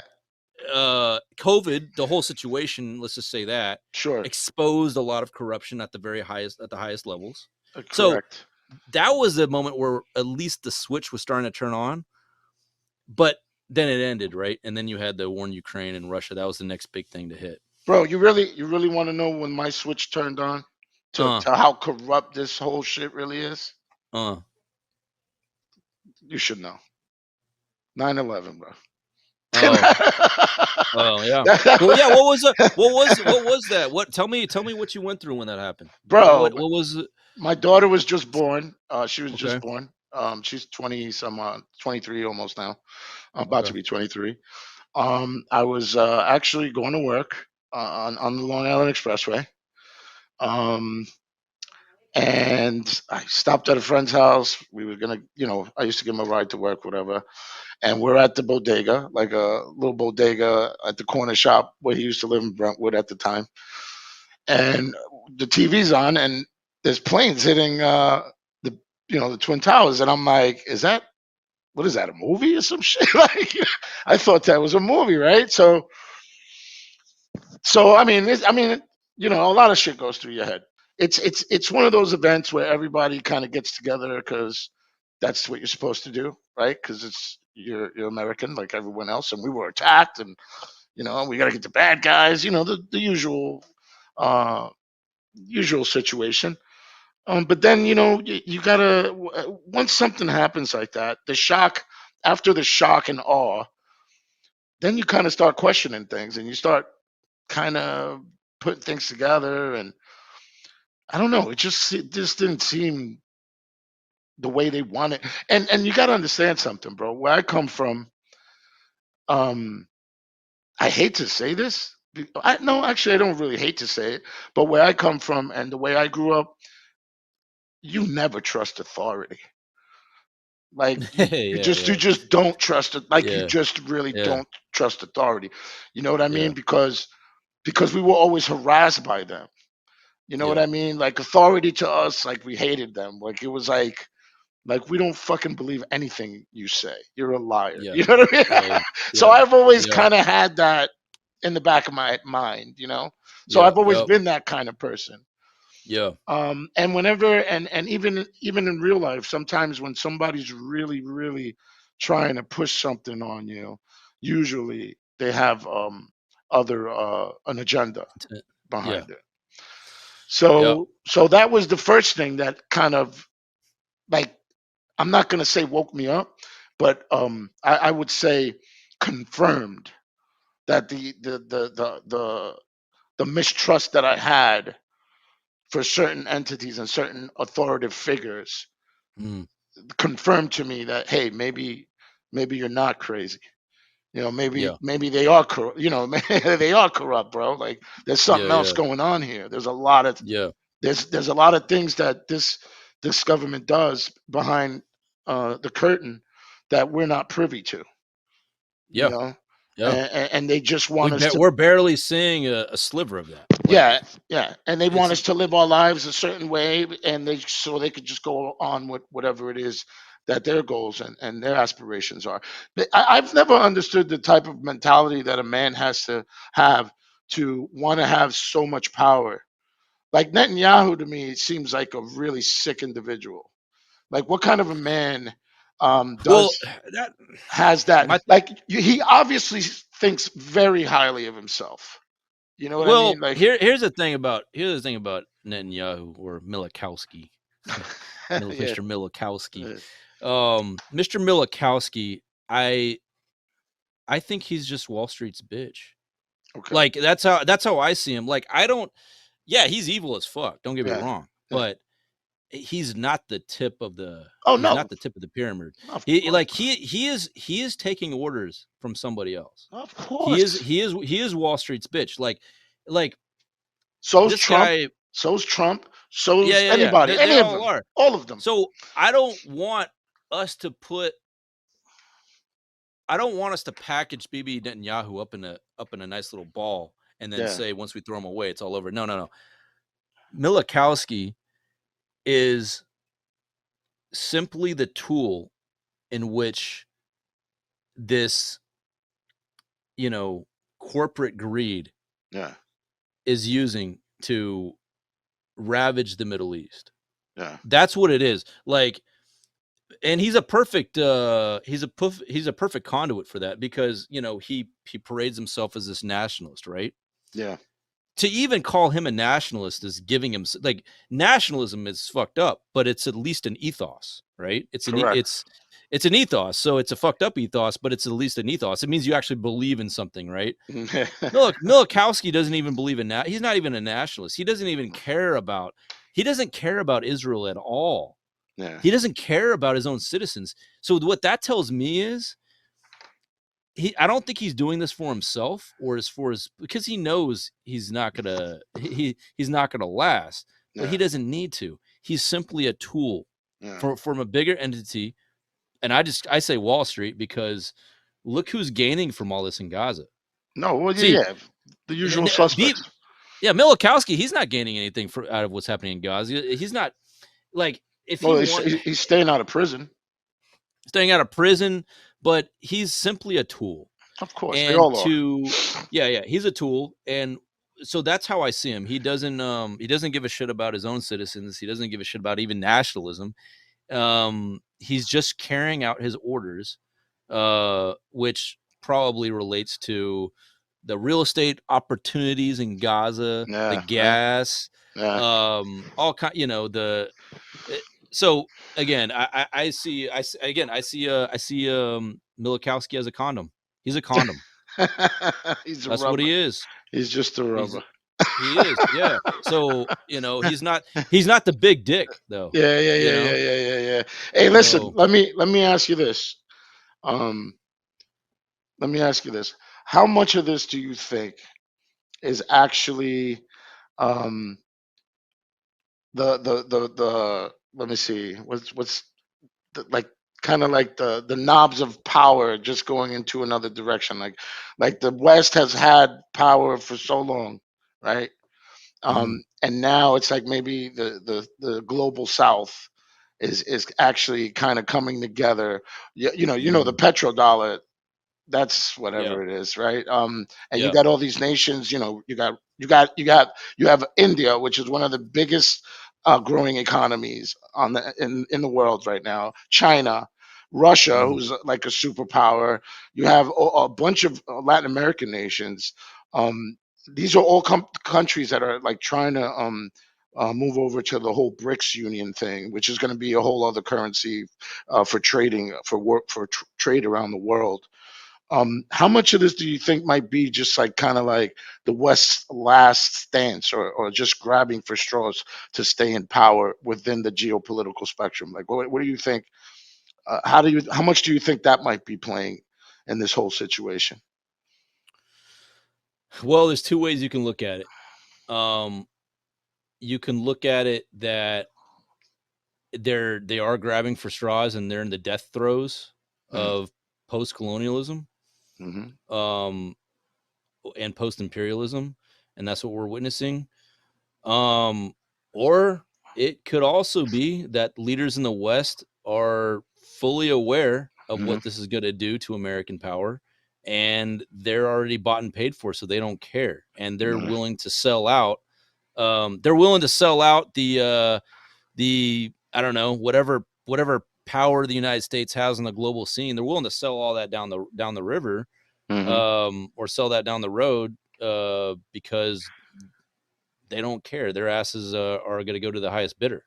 You know, so like China has obviously been buying up all kinds of property in the United States. I'm sure you've heard that China's buying up a lot of farmland. And they're using LLCs and shell companies to buy up a lot of American assets, obviously directly under the nose of U.S. leadership. So the question is, why would they allow that to happen unless they didn't care and they're willing to sell out Americans regardless of bidder, right? Like, okay, Israel was one of those high bidders that they sold themselves to, but I think they'll sell themselves to anybody, So I don't think our leadership cares whether or not our hegemony is intact or not. I really don't think that would require some level of, what's the word, loyalty or ethos or something. Morality, Which moral character. They don't. Yeah, they don't. They don't have that. They're. So basically, what you're telling me is we're dealing with a bunch of prostitutes and condoms. Is that what's? Yeah, you got the condom over there. You got the whores over here. Can anything else explain their behavior? Right. I mean, anybody who legitimately cared about the health of the United States would not be doing what they're doing. Obviously. So they just don't care. They're just in it for themselves, or they're in it because they're going to be preserved in whatever fucked up plans they have. The funny part will be is what if those plans don't work out for them? Here's the positive note I'm going to leave on that is that I think that these power players have very elaborate, complex plans that they spend a lot of money on, a lot of personnel work on, and think tanks. Like I said, industrial psychologists and research, and they put together a very elaborate plan that's very evil. But the thing about it is that they've gotten so arrogant with their plans that if their plans don't work out, or there's some type of glitch in the system that they don't predict, it's going to throw everything off. And they're and this whole thing with Palestine, right? Israel thought that it had control of the world. It had control of the U.S. media. It had control of the big tech companies. It had control of our politicians. It had control of all the major corporations in Wall Street. It had control of a lot of foreign governments. European, UK had influence on them. It had influence on the Saudi government. It had influence on the Egyptian government. The Egyptian government bought and paid for. Jordan, yeah, Jordan's under their thumb. God, the list can go on. But yet, despite all that power that they had, do you think they ever predicted that? It didn't matter. Yeah. Because for the people around the world just saw right through the smoke. And they said, look, you can buy up every single news channel and put out your propaganda on every single outlet of news and information. And it still didn't matter because they underestimated the power of people. of we the people. Correct. They did not think that average citizens could start talking to each other, sharing information with each other, sending each other text messages, Right. sending each other telegrams, posting a video on Instagram, posting a video on TikTok that will get deleted, but still it got out there. Somebody downloaded it and It's reposted still there. it. Yeah, it's still there. They did not predict that much power in the hands of us as we the people, and it threw everything off. Yeah. And which is very encouraging for me. It's a Definitely. very encouraging thought, because it's literally like God himself, the unpredictability of the human spirit that God put in all of us is really shining right now. You can control militaries, you can control financial markets, you can control media outlets, you can control a lot of logistics, but you can't control God. And you can't control the human spirit. No, you can't. That will always be an X factor that is unpredictable. And I think what you're saying is a very arrogant beast that underestimated a small ant that had a lot of other friends that were ants, and they got together, and it just didn't, before you know it, that freaking bear is now surrounded by a bunch of ants that outweigh it by a magnitude of 1 billion. Yeah. So I think they made a very huge miscalculation. Yeah. And that miscalculation is the biggest miscalculation that they should have not made. And it's the one that matters, Yeah. Like okay, you control all of the celebrities in Hollywood. Congratulations. Guess what? We fucking hate celebrities. You control all the guess what? You control all the politicians in Washington. Congratulations. We fucking hate politicians. Yeah. You control all the CEOs in Wall Street. Congratulations. We fucking hate Wall Street. Yeah, fuck all of them. Everything that you control, we the people, we hate already. So you didn't really gain anything. You know what I mean? It's just the same usual people fucking eating out of their hand anyway. At the end of the day. In fact, you kind of empowered us, because you galvanized us against the people that we should have been galvanized against a long time ago. So thanks, Israel. You just galvanized us, and thanks, Palestine, for ripping off the curtain, off the stage for us. 100%. Palestine is liberating all of us, man. So 100%.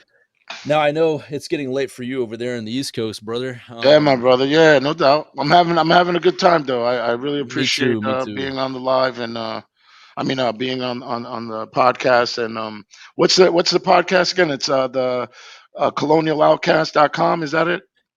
Colonial Outcast. Yeah. Colonial Outcast. And what's yours? Why don't you tell the audience about your podcast? Well, right now, I'm kind of in the beginning stages of that.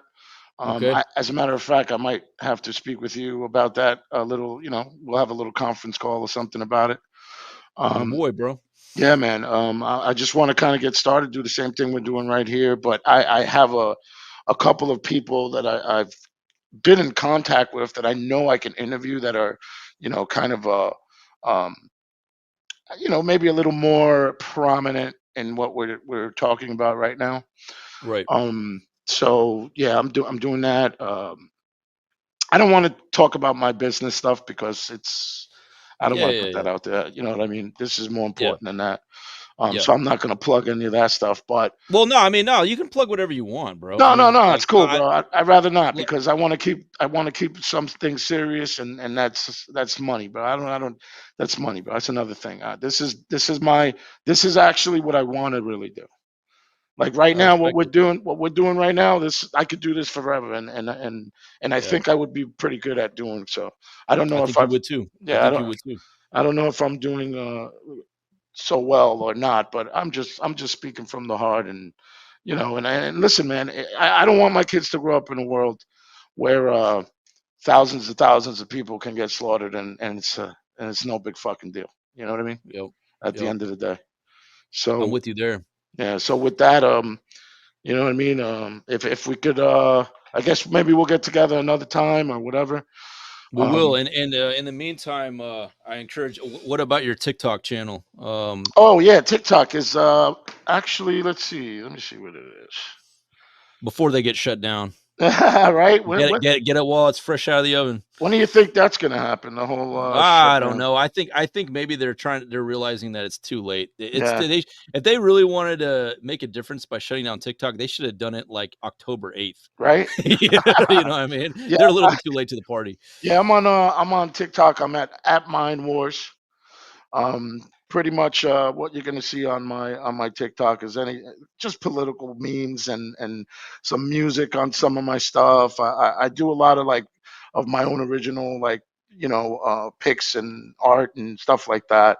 Lot of political commentary, and a lot of stuff about Palestine. Before that, it was a lot of other stuff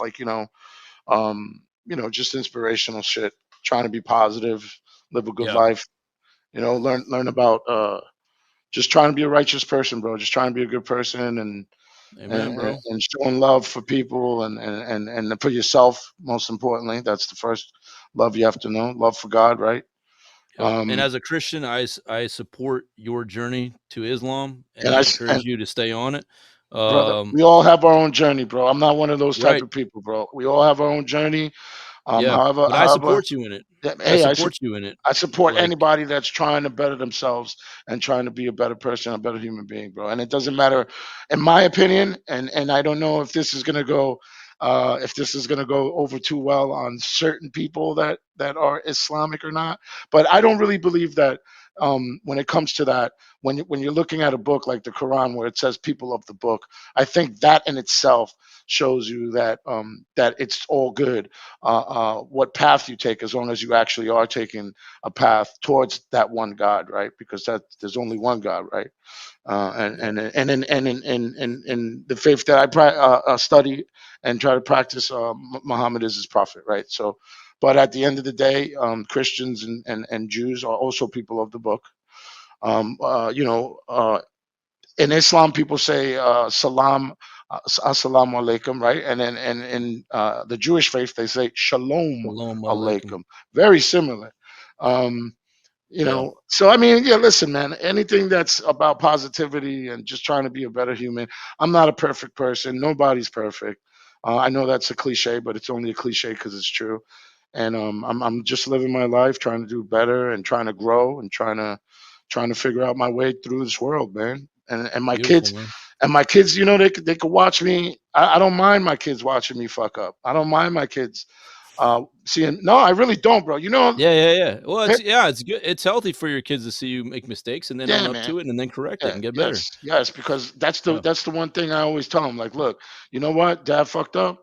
I fucked up big time. But you know what? I'm taking my lumps just the way that I'm supposed to, because I have to hold Yeah. myself accountable, right? Yeah. And hey, That's man, good. this is a trip, bro. This is a journey, and we came here for a reason, and we're gonna go right back to wherever it is that we came from. And I Mhm. believe that that's to a creator. You know what I mean? Exactly. So Yeah. that's what I'm all about, bro. I'm just all about positivity and doing the right thing, and I like to create, bro. I like to. I've always been an artist. When I was a kid, I used to do graffiti, a lot of graffiti and stuff. Always like to paint and shit like that and draw. And now in the digital world, it's the memes and you know what I'm saying, and this and this and Yeah. that. You know what I mean? So I've always had like a creative spark. You know what I mean? Yeah. And this is the new thing right now. What we're doing right now, this is the new thing, bro. This is Yeah. people aren't watching regular television anymore, bro. They're sick of Yeah. it, bro.